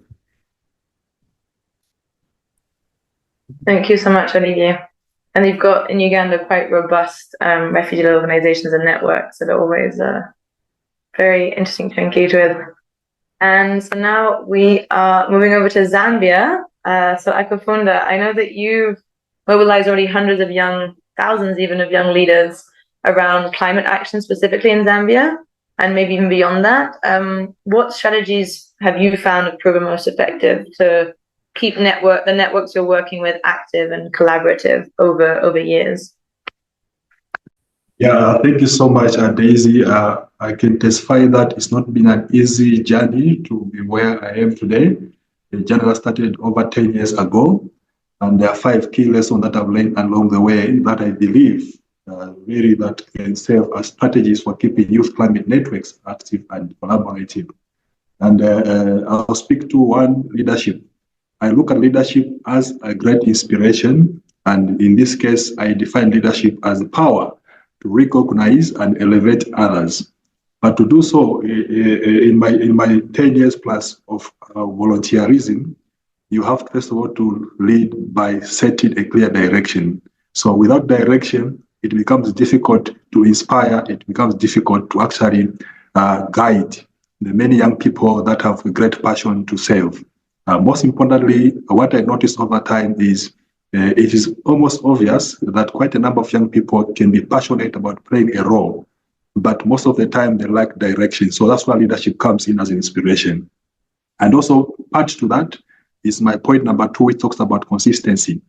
I look at consistency as a lifeblood of what is happening now. So if I was not consistent in the little work that I've done, of course, with some meaningful impact out there, there's no inspiration that would have drawn from what I do to other young people that I've worked with.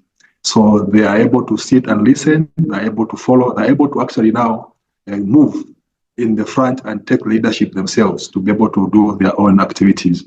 I have quite a number of young people that I've worked with, that I've mentored, and now they are leading quite a great amount of networks out there, even businesses and social entrepreneurship.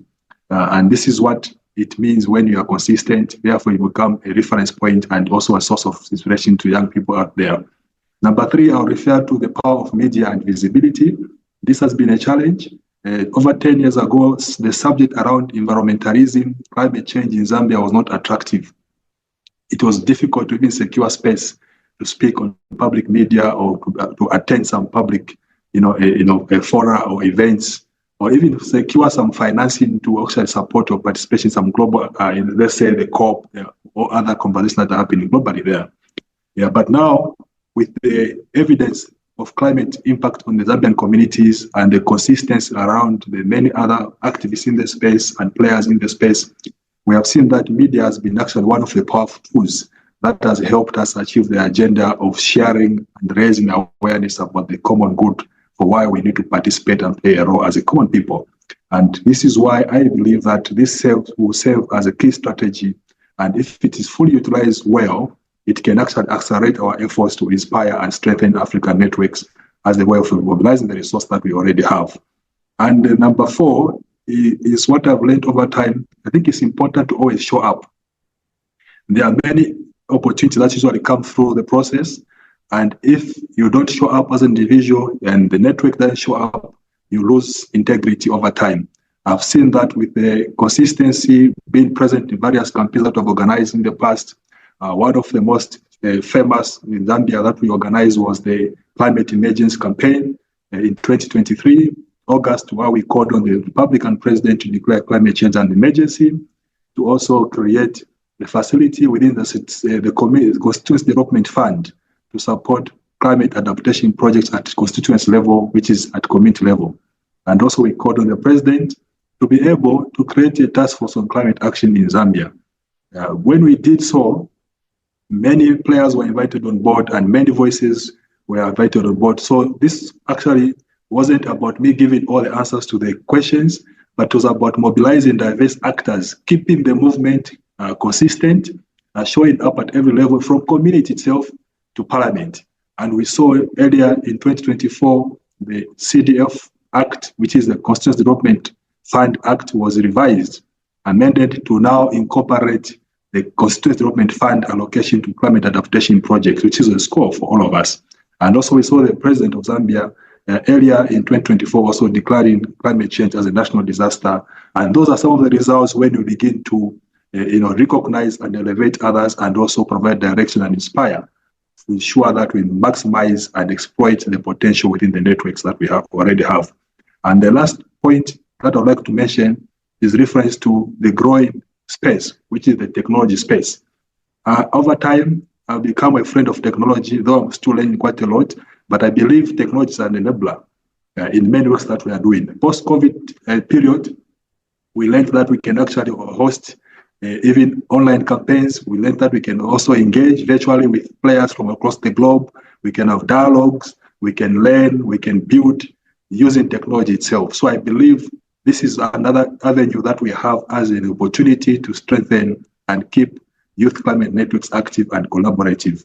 Young people are able to be active when there's direction, and they're also able to collaborate when we create space for them to be able to contribute to the cause. Thank you.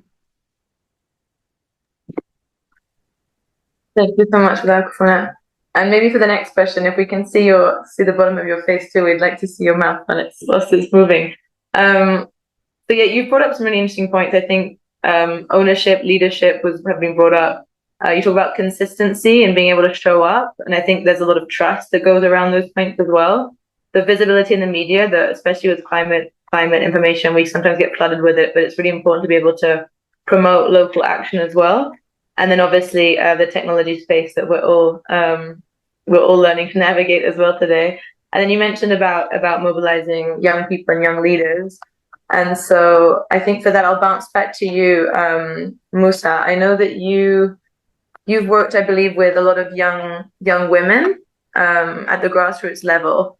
So what kind of creative methods have you used to keep young people and young girls engaged and invested in your network over time? Yeah, thank you. So, can you hear me? Yes. Yeah. Well, to keep young people or young people going, you must have to be very creative, and also you must have to look out for ways and means how to really motivate them. So, one of the creative ways that I've been using to ensure that they continue going has been one. I really celebrate their contribution into the program. Even if they do small thing, I make it very big to them. So I celebrate their contributions into the network. And also I do peer-to-peer mentorship programs. That is the guys who have gone through our different components of support. We are able to bring them together to form a program called a Community Gas Network. So their responsibility is to ensure that they advocate on behalf of the others, and also ensure that they teach other girls or other people the things that they have already learned. So that is what they are doing. So they keep on going. That is how we're keeping them motivated and they go. And also we do experience sharing program, wherein we bring them at the end of each month. We bring all of the girls from different communities to one community to really come and share their experience. So that it gives them like an assignment. When they return back, they look into their communities, they observe the things that are affecting them, what has been the solution that they are able to provide to that particular problem that is affecting them. So they always have an assignment when they come to this experience sharing section. It's where they are coming to share their experience, how they can take what they are able to solve the problem in their own community. They can able to take that particular solution to another community. So they also share that particular thing with each other. So we also have the community, the Gas Advisory Board as well. Their own role is to sit and observe all the programs that we are doing as an organization. So they observe And at the end of every 3 months, they come together in a meeting wherein they tell us that this has been working well for you. We need to continue. You need to continue with this, or this has not been working well, because they are there to represent the gears. And also, we make sure that whatsoever thing they bring up to us, I always ensure that we take it into consideration, even if we don't have like a support for it at that time. But we don't just throw it down, but we make it very important to them to see that, yes, their voice is being heard. We always do it like we try to implement it at a very low level, even if we don't have like a particular funding for it, but that's keep them going. It keep them engaged because they feel part of the program. We don't just let them feel as participants, but the program is being owned by them. So they always come with their own idea. And again, I have been doing more of role play for the girls as well, because I always let them play the role that I'm supposed to play. So it motivates them to keep on going. So like most of the time when I have like a meeting, like they have invited me for a particular program, I don't go there. I choose one of the girls to go. So she will go there and like represent the organization. So they doesn't see the organization as mine, but they see it at theirs. So they bring a whole lot of programs that really keep the organization going, because they feel that they are really, really important, and the organization is making them look very important into the communities where they are. Like the family tracing and reunification program, it's a very difficult program that we do. We train them and let them do it. So it creates like a way for them in the society, in the communities where they are. They see themselves as like, yeah, we are really contributing to something and we are creating that impact. So they take the praise. I don't take all the praise for myself. So I share the praise with them.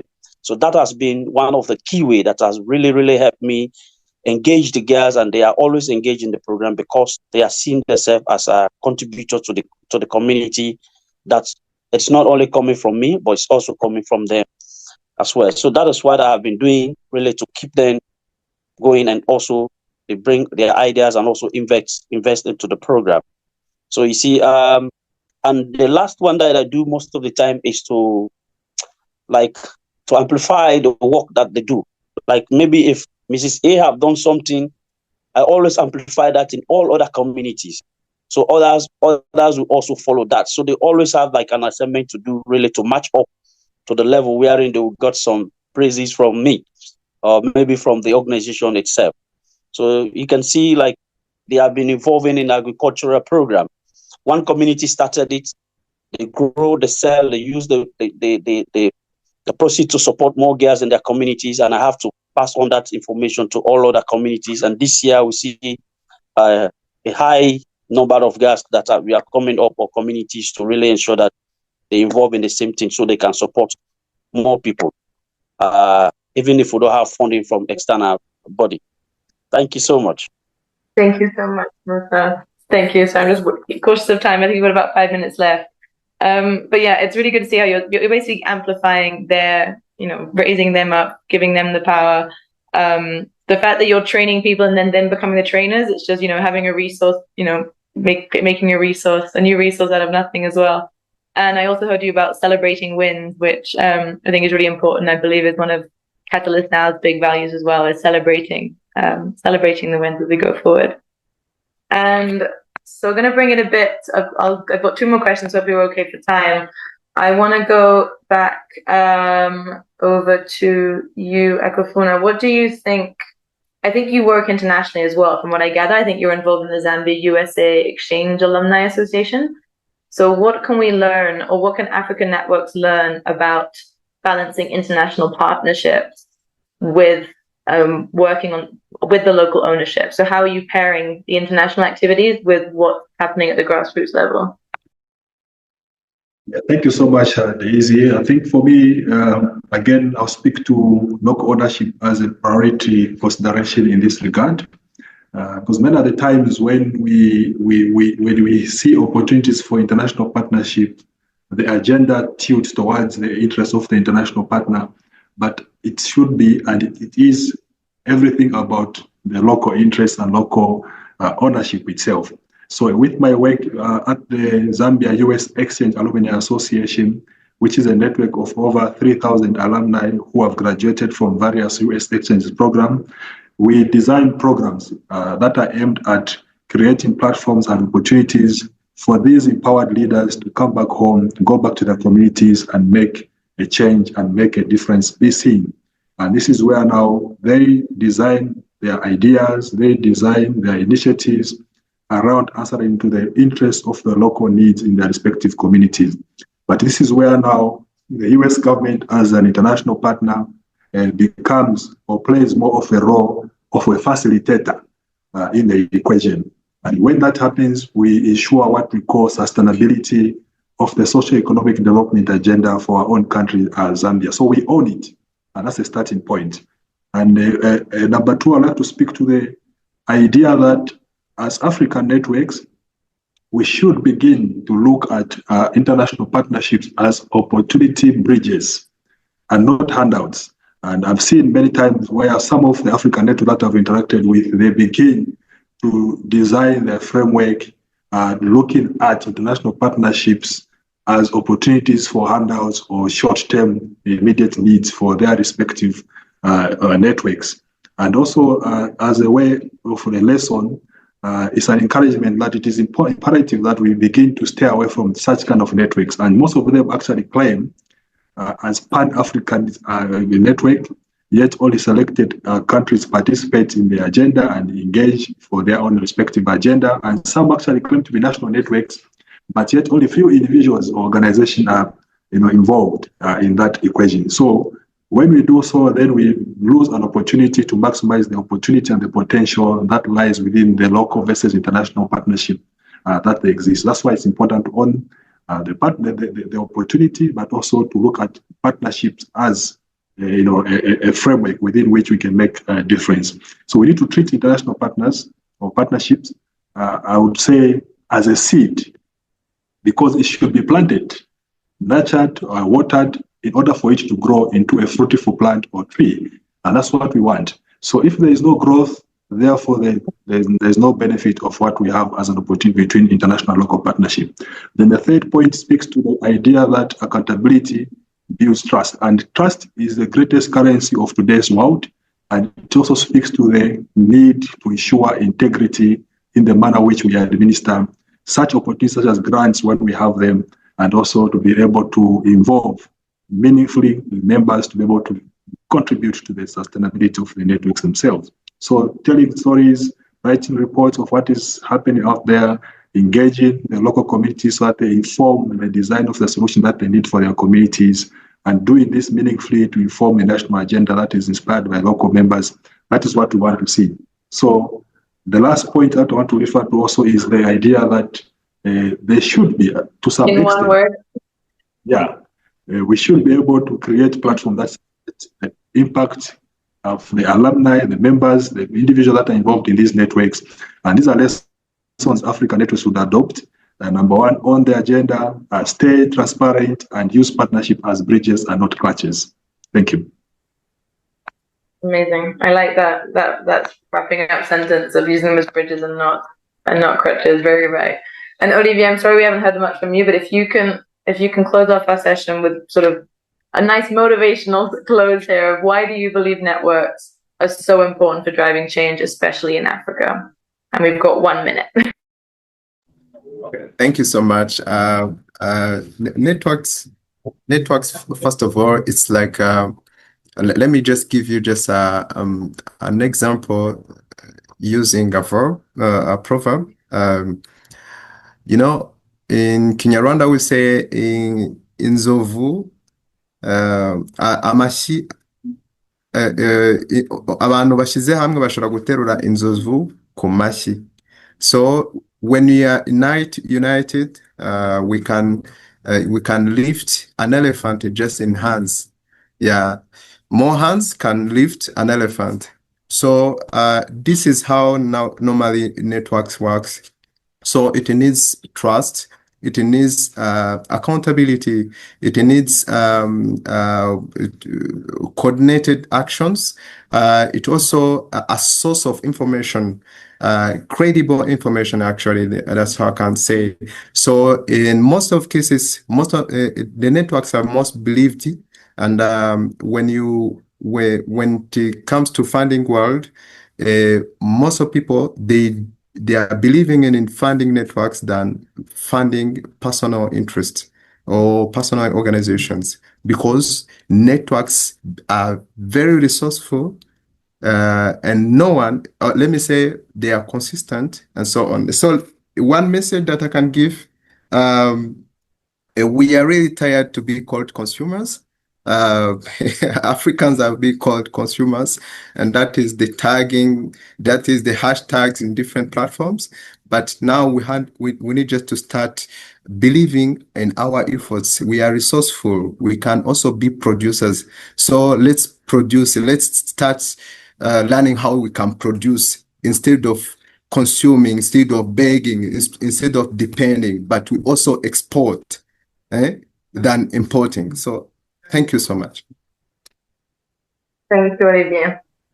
I think we're all very aligned on this call with how we see Africa and how we want it to go. And I think I had a bit of a spiel, but I'm watching time. Adeyemi, I'll wrap up now and pass back to you.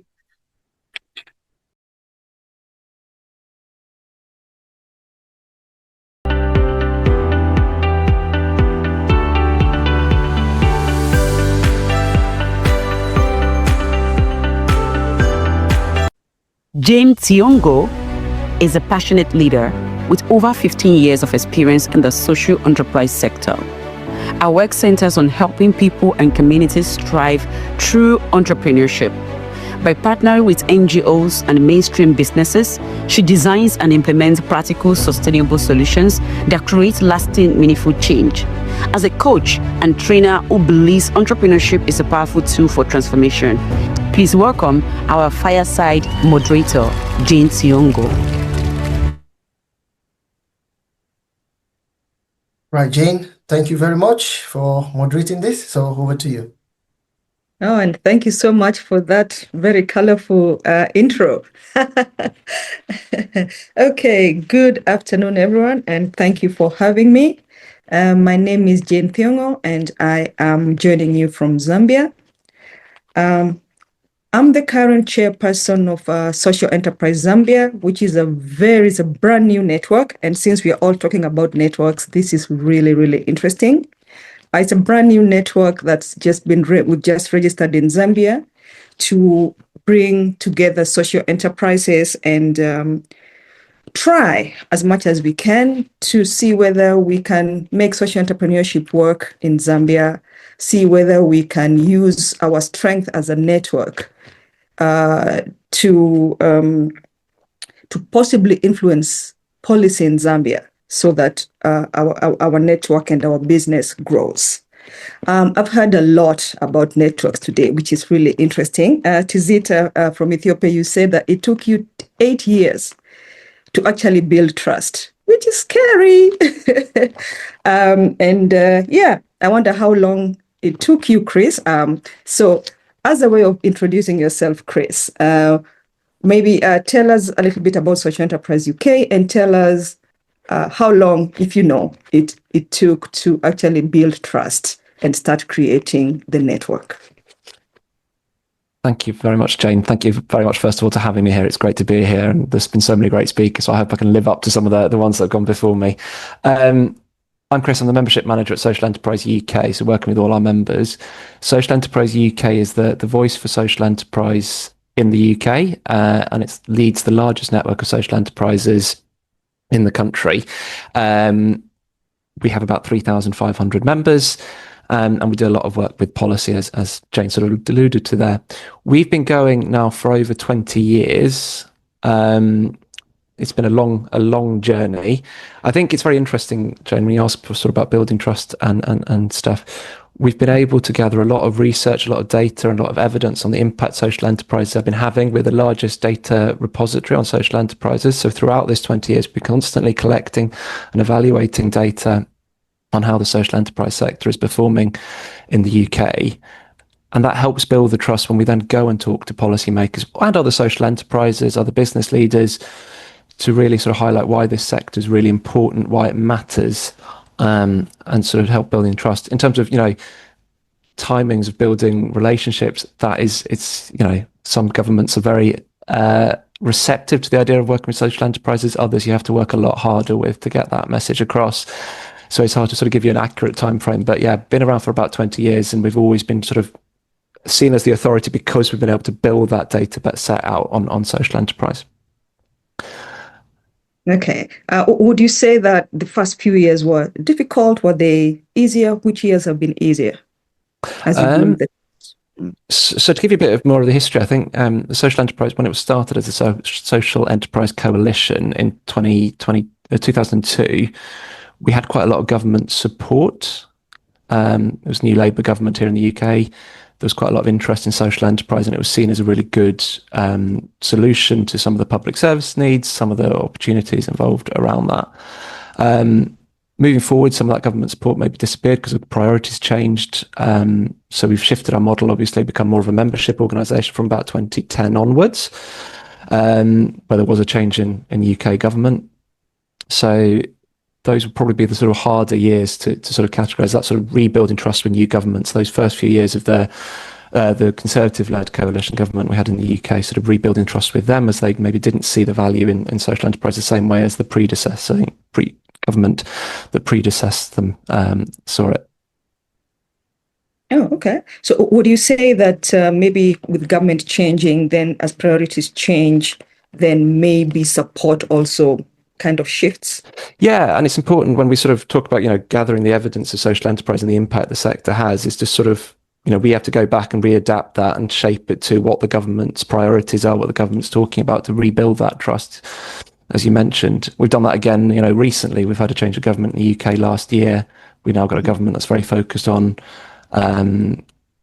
economic growth. So we've got, we're gathering data on how social enterprises can contribute to economic growth that benefits their local communities, creates job opportunities for people, which is all part of the government's mission, and how this can feed in. So again, it's about rebuilding that relationship and rebuilding that trust. So yeah, government change always plays a big part. Sounds like a lot of work. It's a lot of work, and I'm glad I'm not doing it on my own, definitely. Okay. So, what advice would you give to us or any country trying to build a network like us? We are a newly registered organization trying to build that trust. So trying to build that trust. I mean, first of all, I think the data collection side is really important. So having that sort of key evidence base is vital. Like I said, in the UK, we run something called the State of Social Enterprise Survey, which we publish every 2 years. This is the largest survey on the social enterprise sector in the UK. It highlights the impact, the challenges it's facing, the benefits it brings to communities, to societies, and also where the sort of issues are, where the policy support is sort of failing the sector as a whole and not enabling it to have that growth. By doing that, we're able to then sort of compare it to how traditional businesses use. We match it with a lot of the sort of own government's own data. The government does a lot of own research into sort of small, medium enterprises and how they perform. We're able to match how the social enterprise sector is performing. So we've got really good insight into how social enterprises are, I can say it on this call, right, better than traditional businesses, and deliver more sustainable impact and economic growth for that benefit the communities rather than just private shareholders.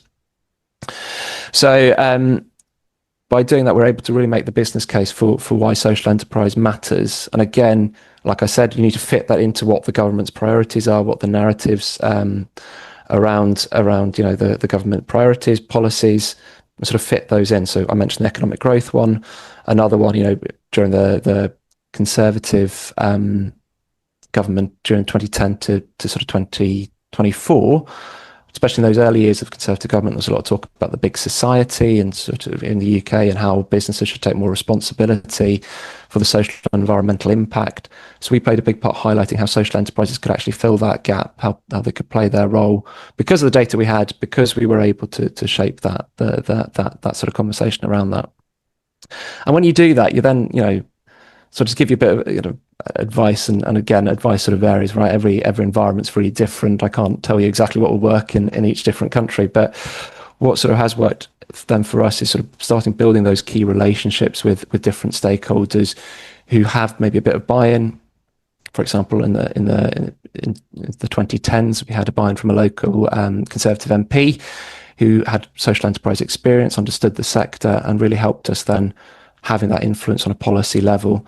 And there's a lot of scope there to sort of help them get a bit more involved, bring them on site visits to social enterprises, help them see and visualize, what the impact social enterprises can have across different sectors, different social and environmental issues and challenges facing the government, and how working with the sector can really help them. I think bringing that to life is so important, not just having the data set, but those live case studies to really help understand that. And I think, the other thing I'd say on this, Jane, is that it's hard, and, you can put in a lot of work to, engage a local, member of parliament or a minister, and then they move and they change jobs, right? That's how the government works in every country. They either leave, or they move on, or they go and do something else. So you can feel like all that time's wasted.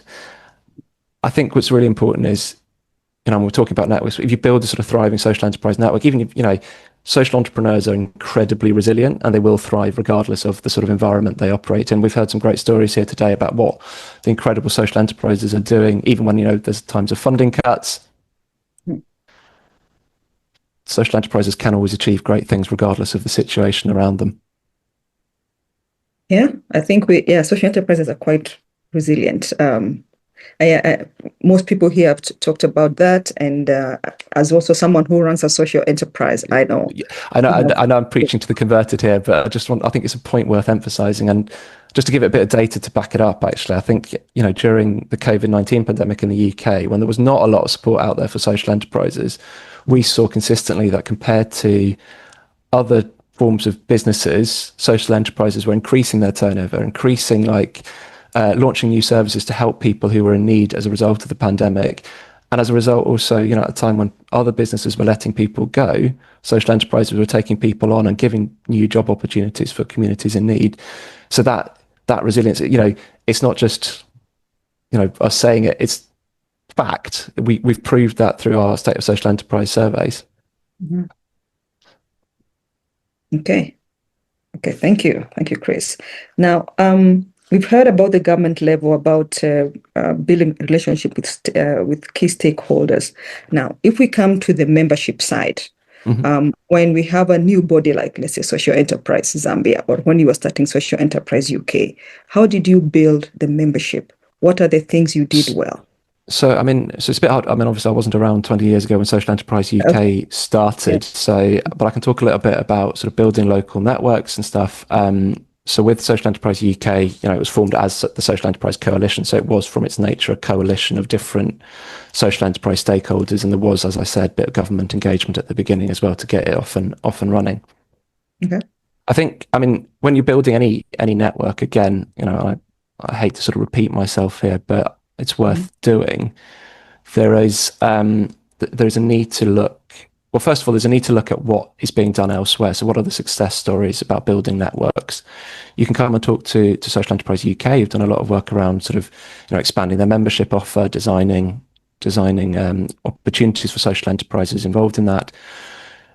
You can come and look at how we've done it on a local level as well through our Social Enterprise Places program, which has been going for about 10, 15 years now, which is looking at developing those local social enterprise networks.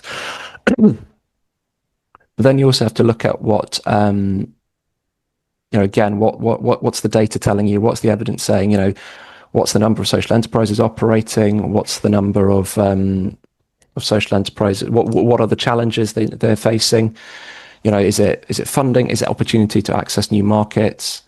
And you can design solutions with those potential member organizations, unless they're members already.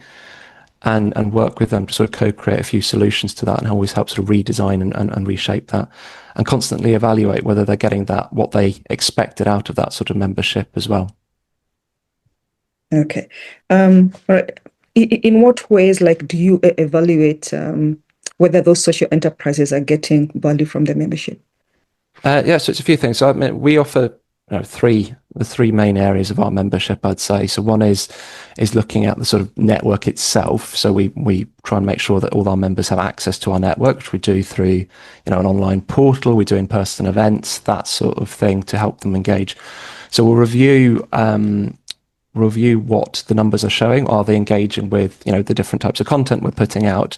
Are they engaging with our webinars? Are they coming to our events? That sort of thing. If they're not, why not? Are our webinars not relevant to those social enterprises?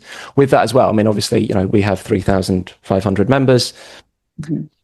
There's different audiences within that, they might not, it's no one size fits all approach. You have to identify what the different audiences want from the different opportunities. So we do regular reviewing on sort of, engagement figures through the members area. Mm-hmm. And then we can design new engagement strategies as a result of that. So again, I know I'm saying data a lot and data and evidence a lot here, Jane, but it is really important. The other area where we do a lot of work is sort of trying to create opportunities for social enterprises to access new markets. Mm-hmm. At Social Enterprise UK, we launched something called the Biosocial Corporate Challenge about 10 years ago now, 2016, which started with 7 corporate partners. So basically there was a challenge, social enterprises are trading businesses. They want to trade with other businesses and get their products and services into those businesses' supply chains. But what's the mechanisms to actually support them to do that? Well, before the Biosocial Corporate Challenge, not really. The Biosocial Corporate Challenge was set up in order to encourage big businesses to buy directly from social enterprises.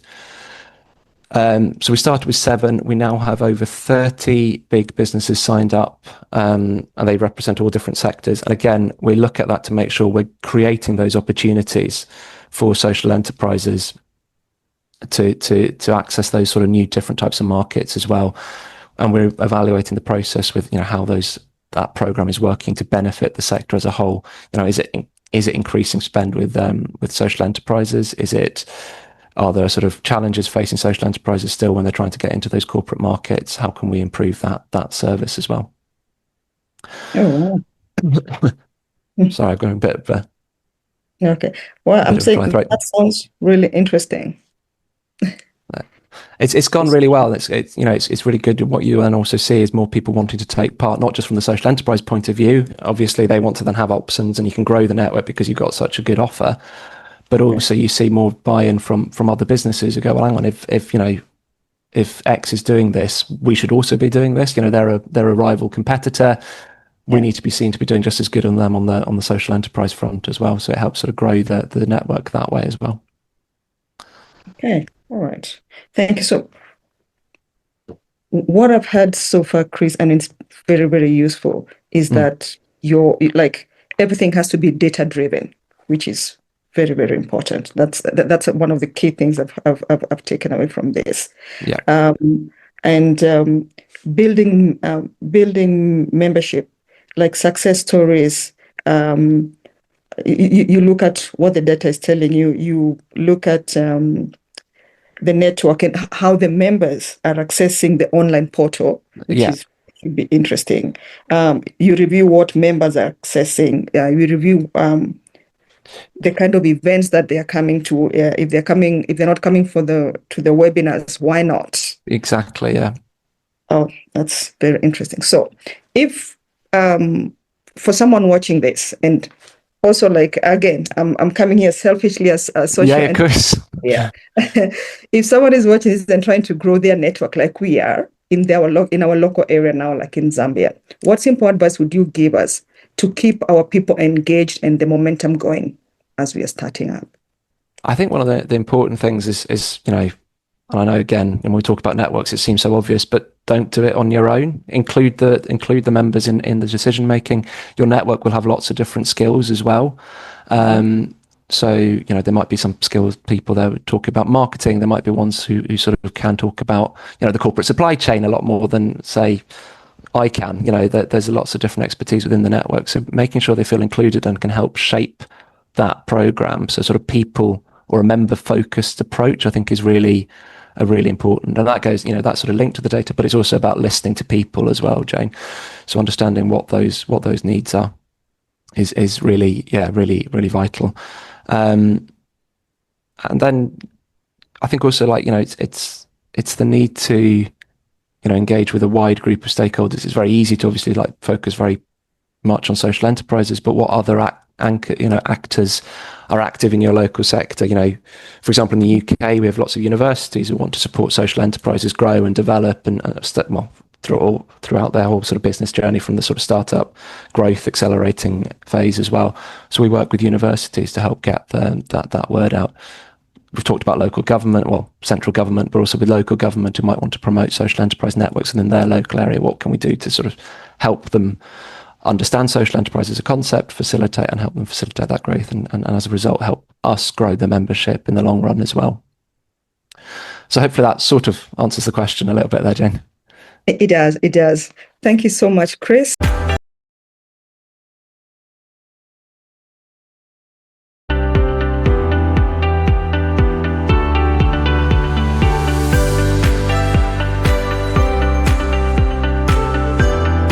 Dr. Eric Timvo is a distinguished executive, strategist, and a consultant with over 2 decades of experience. His multidisciplinary expertise spans ICT, cybersecurity, AI, and strategic business leadership.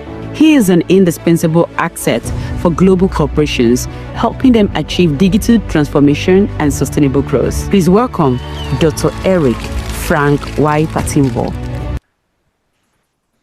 Right. So, Dr. Eric, over to you. So you can then introduce the panelists themselves, or you can let them do that themselves. But we have 30 minutes. Over to you now. Thank you. Thank you very much, Dr. Adeyemi. Dear panelists, welcome on board. I hope Cheryl is in, and Fabrice online? Absolutely. Okay. Is D'Souza online? Yes, I'm here, Rick. Great.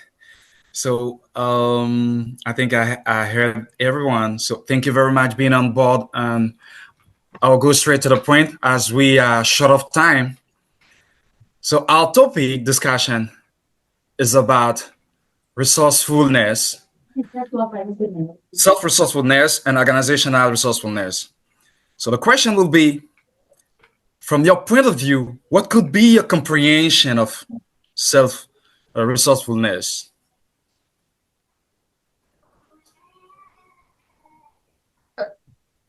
And please introduce yourself as well. Good. As has been done already, I am Eric Frank Patimvo, PhD holder in different subjects, IT and management, and also in language. I have a PhD in translation status too. So I have more than 20 years as experiences in the working field in terms of, counseling companies and in leadership too. And so I'll be the one monitoring the discussion to avoid time consumption and helping all my panelists to be able to delivering. So my question is launched, but the first person I would like to react about the question will be Cheryl, to give us a point of view or her understanding of what is resourcefulness and what is her comprehension of that side for an organization.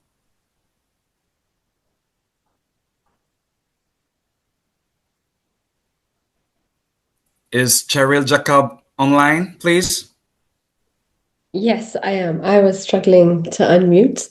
Okay. Hello, my name is Cheryl Jacob. It's very nice to be here. Thank you for the invitation. Around a company called Resonate. It's a collective, a consultancy collective based in South Africa, but we do work across the continent, and we work particularly with social entrepreneurs. To answer the question, I think when I think about resourcefulness, I actually think about agency. I think a lot of the times we in South Africa, we have this saying that a lot of us just walk around with our hands like this, just waiting for a handout, waiting for somebody else to do something for you. And I think that when I think about resourcefulness, I'm really thinking about agency and how are we tapping into that ability that we all have been when we're born, we're all kind of loaded with a success mechanism. Whether you're a bird or an ant, or whether you're a human being, you have success wired inside of you. And I think that a lot of the times, just given our history and the different situations we go through, we lose little bits of our agency. We lose a little bit of our resourcefulness. And we get so used to this dependency syndrome that's so rife on the continent when someone else is expected to do for us. And so I think for me, resourcefulness is really, digging deep within yourself and saying, I'm wired with success. As Napoleon Hill will say, you have the success consciousness embedded inside of you, but how do we tap into it? And I think it's our responsibility as leaders to really make sure we're taking our people on a journey to understand that we all are resourced. And we just need to figure out, how do we understand what those resources are? How do we understand what are the assets that we have? And then how do we use that well in order to do the thing you want to do? And whatever that could be, like overcome poverty, or whether it is launch a new business, or have self-sustainability in a business or in an organization. And so I think, from my perspective, just thinking about resourcefulness, it's that success consciousness that comes to mind for me. Thank you very much. I think the same question will be legged out to D'Souza. Mrs. D'Souza, I would like to hear from you as far as well. How do you comprehend that question, which is crucial for all entrepreneurs in Africa and all over the world, of course? Hi, Eric. I hope you can all hear me okay. Please go ahead and just call me Nike. Okay. So it's been great listening to everyone and just learning all day. My goodness, I've been taking notes, and I commend all the prize winners. It's been great just listening to your own practical experiences as well. So thank you all very much for that. So I'm someone that's very passionate about the social impact space. I spend a great deal of my time now consulting and providing advisory services to nonprofits, to foundations, to social enterprises here in the UK, where I'm currently based, but I also do work across sub-Saharan Africa as well. But also here, because I'm a co-founder of Teach for Nigeria. It's a 2-year youth leadership. And we are obviously trying to address SDG 4 and educational inequity. So that's the background that I also bring to this conversation.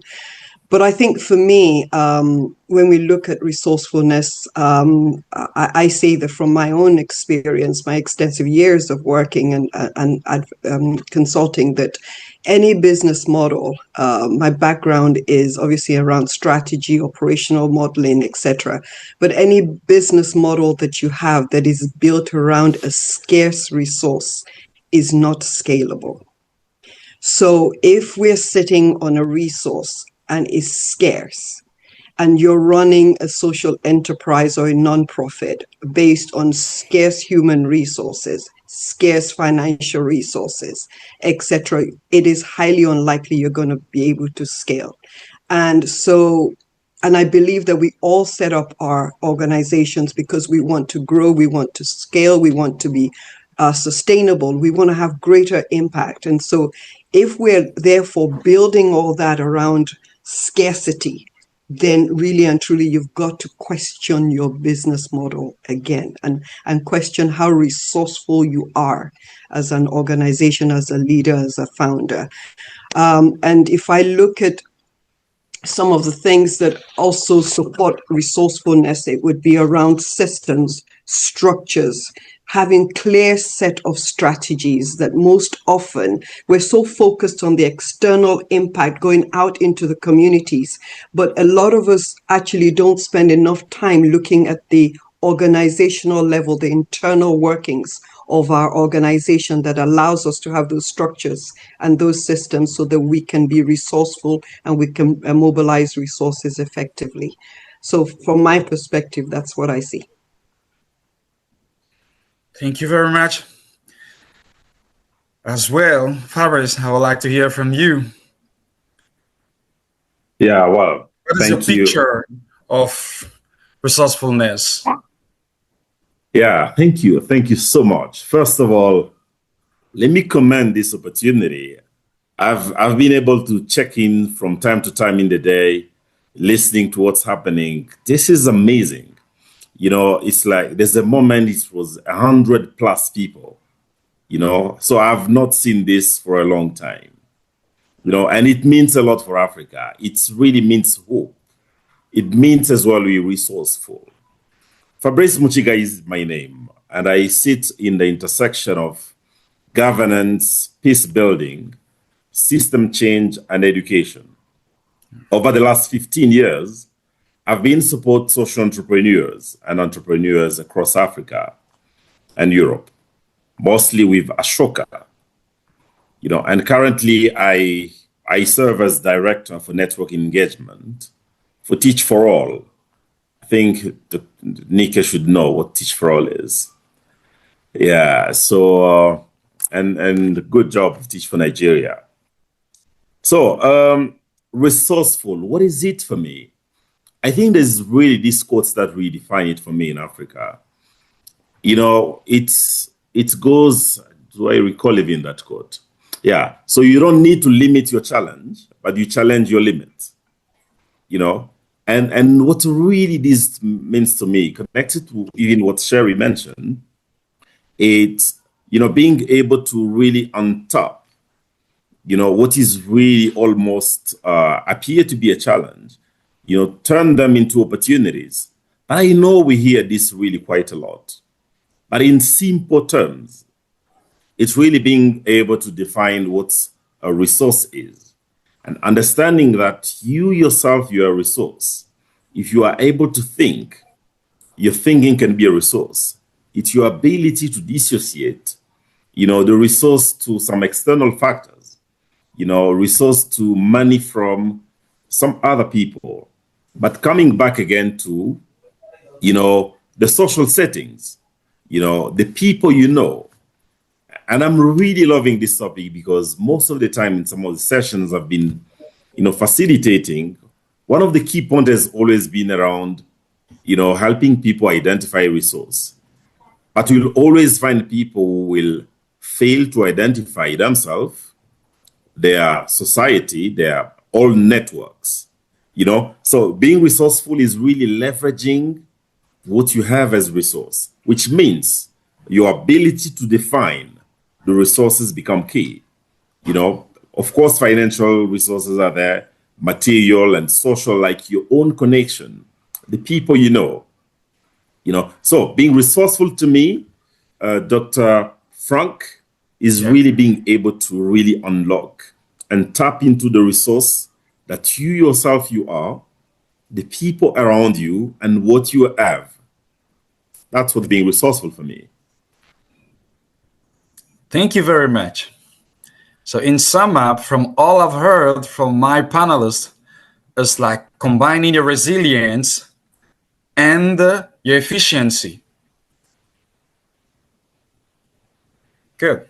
So what could be the importance of being resourceful? Ladies, sorry, but I will start from the main this time. Yes, Fabrice, go ahead, please. What could be the importance of it? Yeah, I think that the importance of being resourceful, it's really give you a sense of possibility and security. Because when you're not resourceful, you'll always look for solution outside, you know, and we're living hard times, especially on our continent. And the hard times we're living where certain countries, and we've seen really that in so many places, where we expect the salvation and the supports coming from abroad, a decision by, I don't know, a certain king to come and provide some of the resources for our own development, for our own communities, you know. But then we never really take into account what we have already. I'll give you an example. Currently, for example, we have so many internal displaced people who are being supported with the UNHCR across the continent. But for any meat, any wheat product they consume, it has to come from the US or from Brazil. You know, it doesn't mean that the refugees in Chad, there's no meat in Chad. Actually, there's a lot of meat in Chad, or there's no meat in Kenya. Those resources are really present.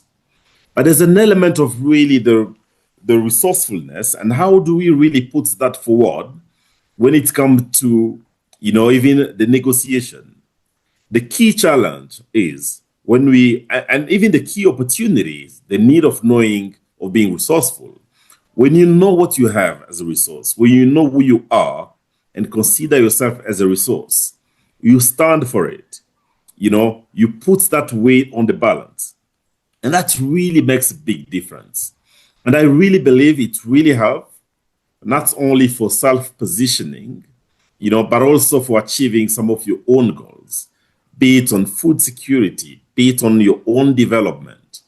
Because it does not make sense that, we have as a continent, we produce the hugest part of natural resources, but the products that will be made after, nothing will come to the continent. I come from the Congo, and I lived, I've been spent half of my life almost in the Congo. And in the country, I was almost killed 2 times by bullets that were not produced in the Congo, And then the key thinking that I know is that we're living in a time now where we're talking, for example, about electric vehicles.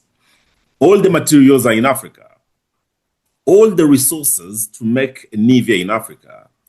In order for you to make an EV, you need 6 times more minerals. And all these minerals are there in Africa.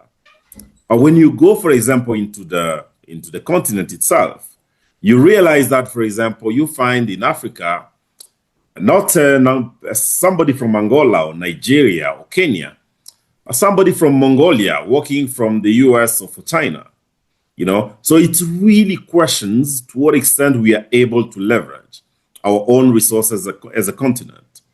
And I really believe that it's really time that we acknowledge and we understand why it's critical to be resourceful, why it matters. And it's not enough to know that. What really matters when you know it, it's to position yourself, as an entrepreneur, as a country, and increase your value. We can no longer afford selling cheap when we know how resourceful we are. Thank you. Thank you very much. My dear Cheryl, would you let us know practically what kind of method and mindset a team could be staying in order to show adaptability and creativity in terms of constraining period? Let me reframe it. When being a hard time, how could somebody showing his capability of being efficient through resourcefulness? Thank you for the question. So I'm going to do a quick disclaimer.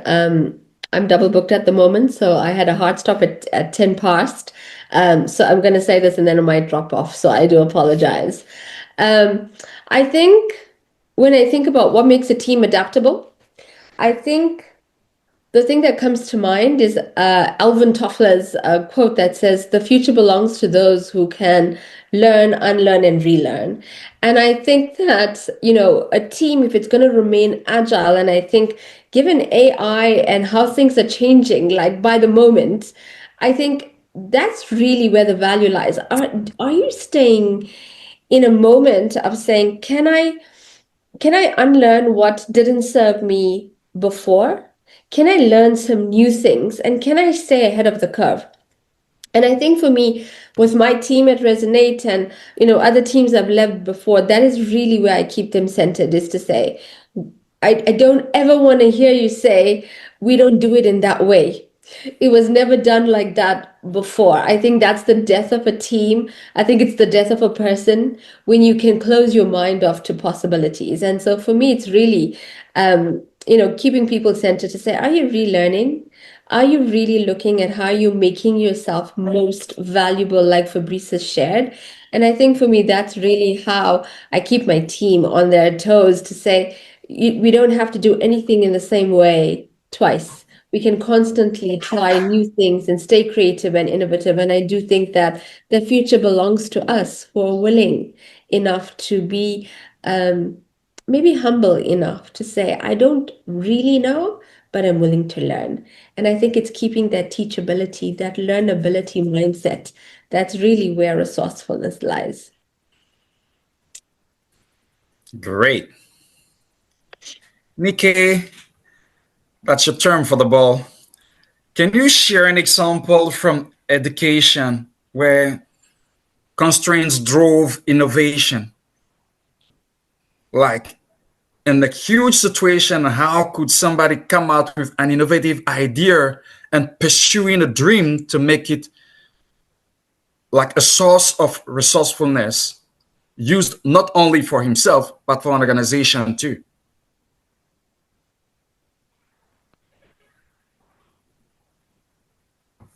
Sorry, could you unmute your mic? Your microphone is muted, please. Sorry about that. I thought I was unmuted. But yeah, no, I was just thanking Cheryl because what she just said now really resonated with me, I must say, at that sort of team and individual and self level. But yeah, so Eric, when you mentioned, obviously my background also being in education, co-founding Teach for Nigeria. So I use Teach for Nigeria as an example. You will recall during the COVID pandemic that across the world, children couldn't go to school. Nobody could go to school. We were all locked in. And so you had a global education crisis where, for terms, children couldn't access education. A lot of people across the world were obviously, perhaps in the global north, were deploying technology solutions, etc., etc. But the reality across the African continent is that we have a continent that has the context is different.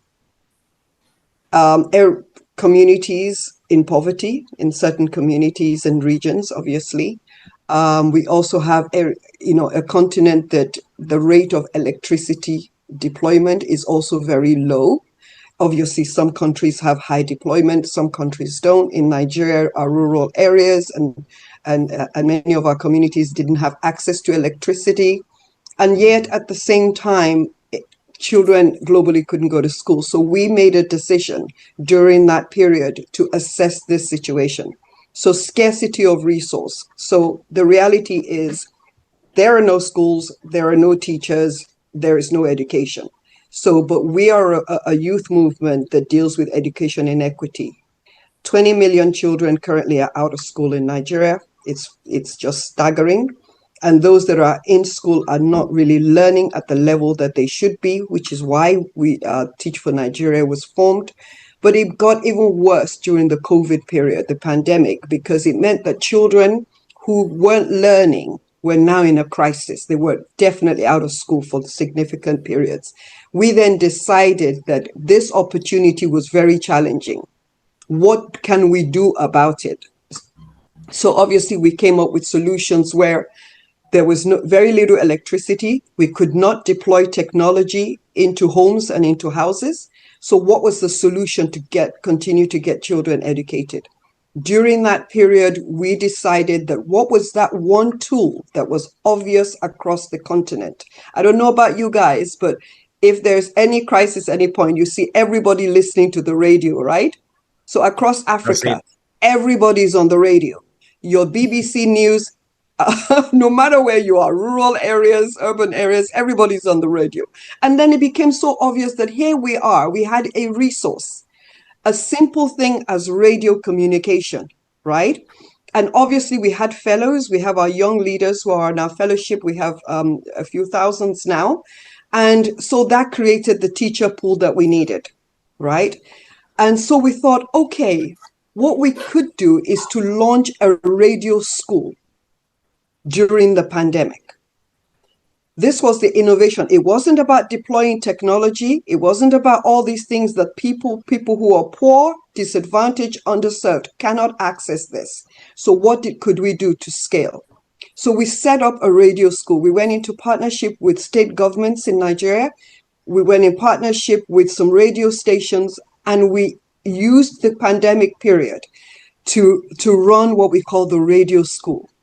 The radio school allowed us, Teach for Nigeria, to teach using the radio. We had lessons through the radio.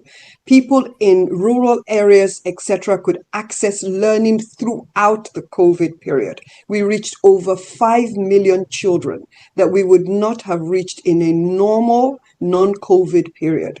This showed us that if you're thrown challenges, you can sit back, strategically think about how do you deploy your limited resources?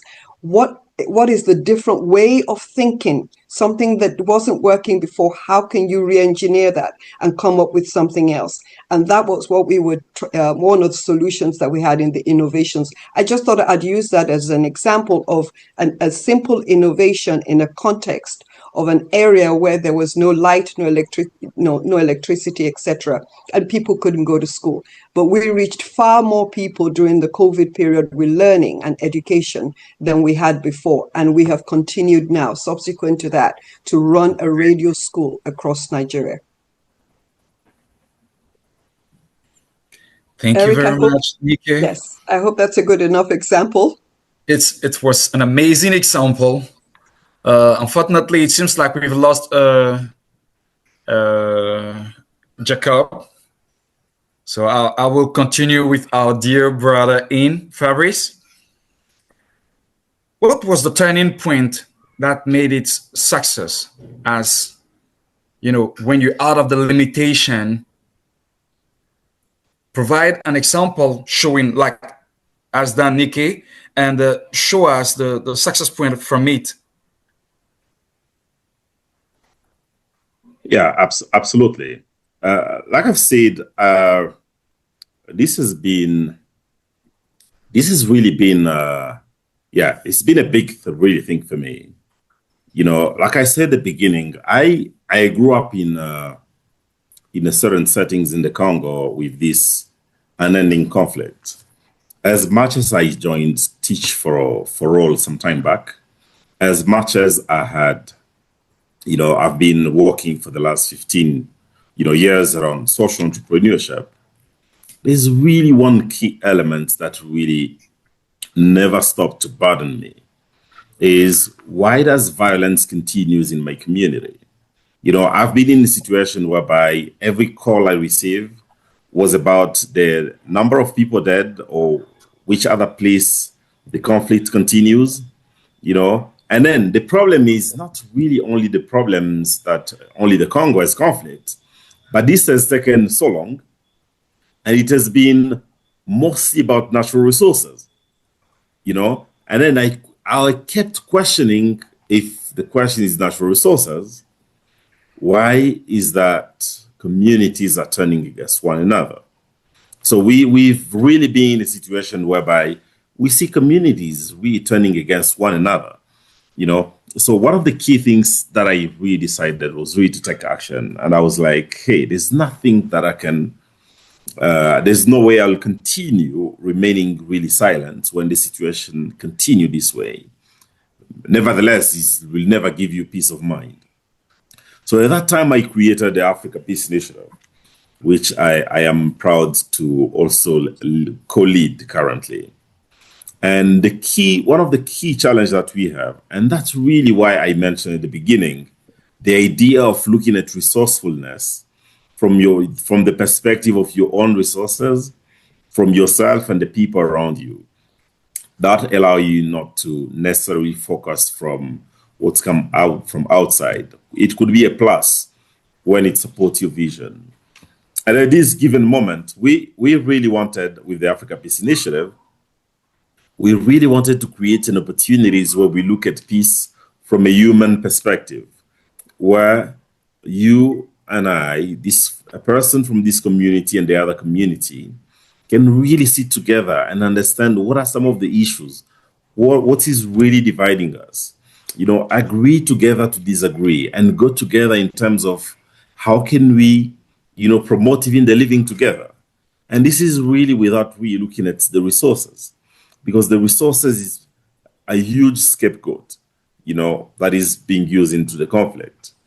So the story short is when we went into looking at And our mindset was like, we need this big donor who will give us the resources for this. And eventually, when we pitched the idea in several places, we got a lot of support, you know, and unfortunately, the support we got was extremely conditional.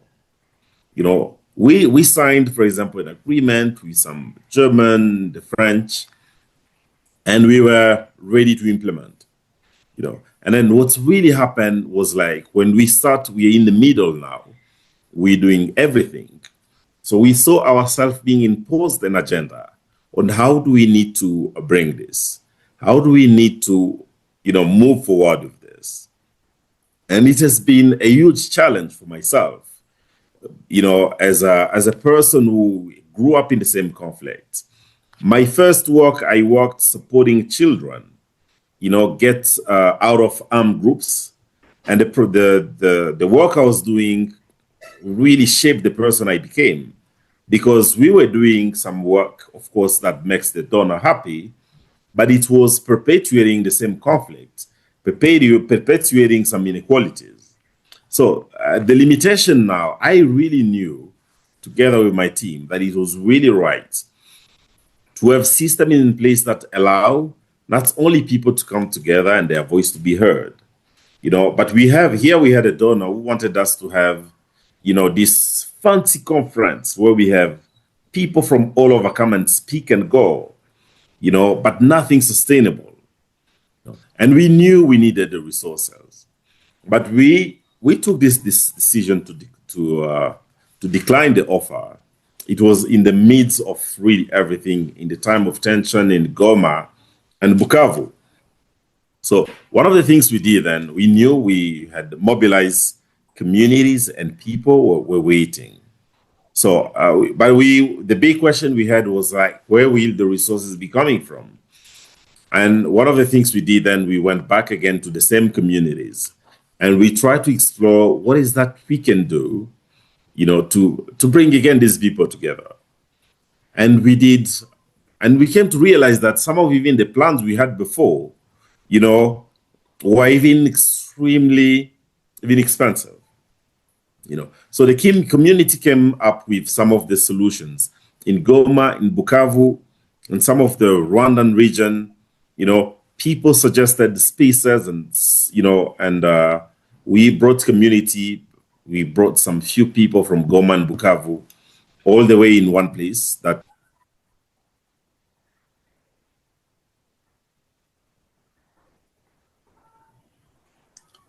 Sorry for the inconvenience. Networking is deciding in a different manner to stop, my dear Fabrice. And I think we're also close to the ending time. So the final takeaway will be you should share an advice, like a helpful advice, a deep-in advice, which could help young entrepreneur in that situation. In the context of being resourcefulness. So, Eric, it looks like I'm the last one, the last man here, literally. But yes, yeah, so let me, just in case Fabrice is able to come back as well. Oh, can you hear me? Back. Is he, Fabrice? Yes, Fabrice, welcome back. Yeah, thank you. So sorry, guys. So one thing. Very direct, Dr. Eric.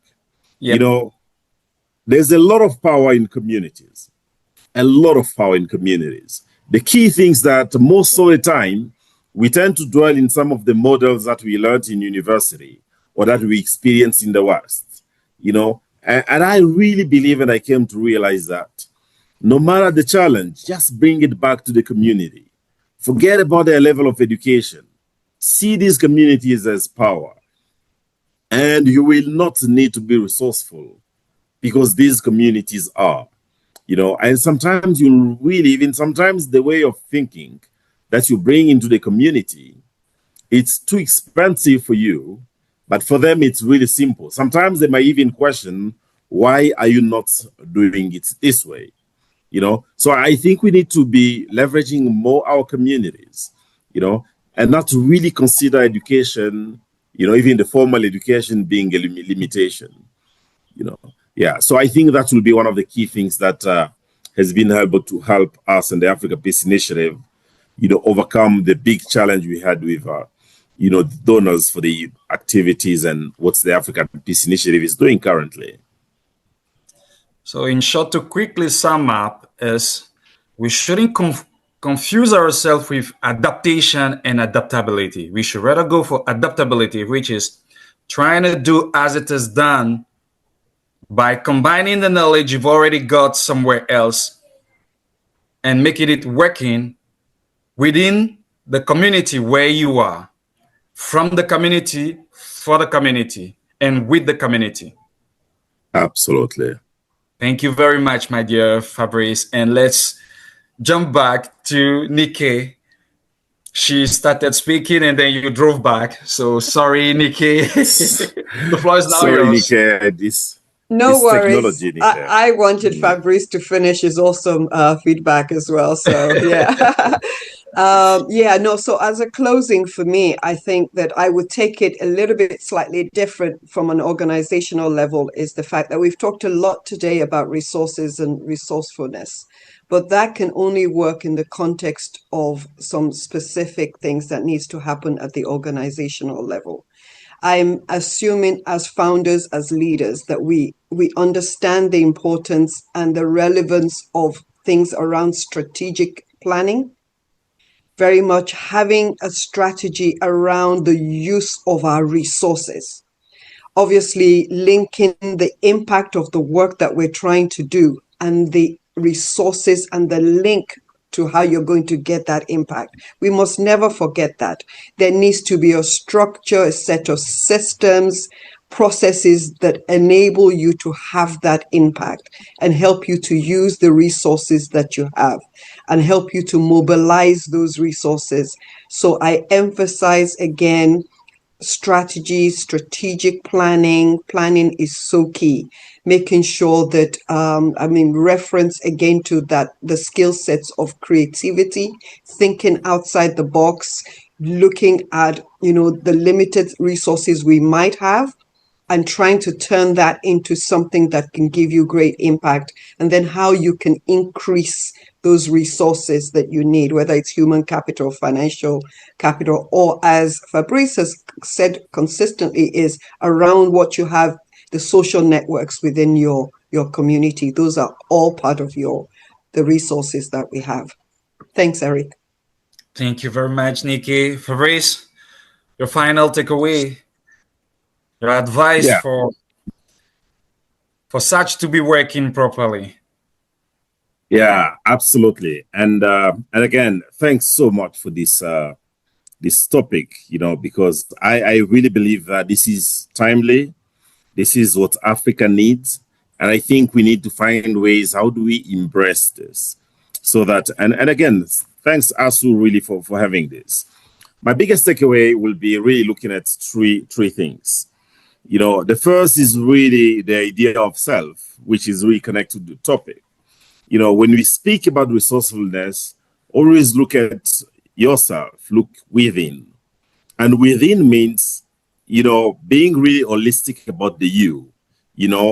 We need a better you for a better world, a better you for a better your own organization, a better your dreams and so on. That means your mental wellness, your physical fitness and wellness as well. That means as well what you eat, what your exercise and so on. Best how to do that. The second thing is really around, other than the first, yourself, it's really a lot of discipline about it. The second is about the network. As much as we talk about the self, we live in times when networks have power. And I really believe one of the key things that this summit will achieve is really connecting people. I really saw a lot of things, in some of the sessions, and I'm really eager to follow up. I hope Adeyemi will be kind enough to send us some of the links as well. So the networking is key. So many of the challenges you face and we face, you cannot solve them alone, but come back, leverage the people you met here, and they really even, help you in many ways. And I think the last point to me is, the discipline of execution. As much as you can be resourceful, if you don't have this discipline of execution, is really, really key. And I call it discipline because, it's almost a system. It's almost understanding how you work, how you operate, but of course, how other people work. There are people who are very productive if you start your day quite early. It means for you to execute, you need to maybe start your day early. It means, for example, what Nikki was mentioning, the idea and understanding of strategic planning. What are you planning for?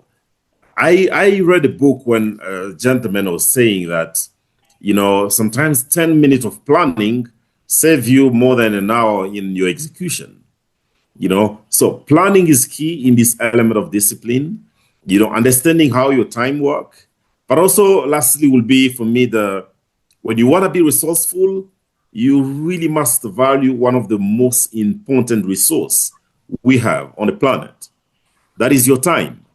And respecting it does not only mean that you are there on time, but also you allow nobody, whoever it is, to not respect your time. Because whoever doesn't respect your time, they don't respect your life. And you gotta be resourceful. And I think that's why we are here on this summit, to remind ourselves our call to be resourceful. Africa needs us to be resourceful. And thanks again for really bringing this conversation, about Africa resourcefulness and entrepreneurs' resourcefulness. Thank you. Thank you. Thank you very much. So let's sum up. Keywords: know yourself, know your environment, trying to focus, being, stable in whatever you want to do, but also a little bit flexible by developing adaptability, not adaptation. And self-respect by respecting others. And finally, keep on focusing again. Structurize yourself, organize yourself, and it will impact others and organization. My dear and pleasant panelists, I would like to take the assertiveness to say a great thank you to all of you.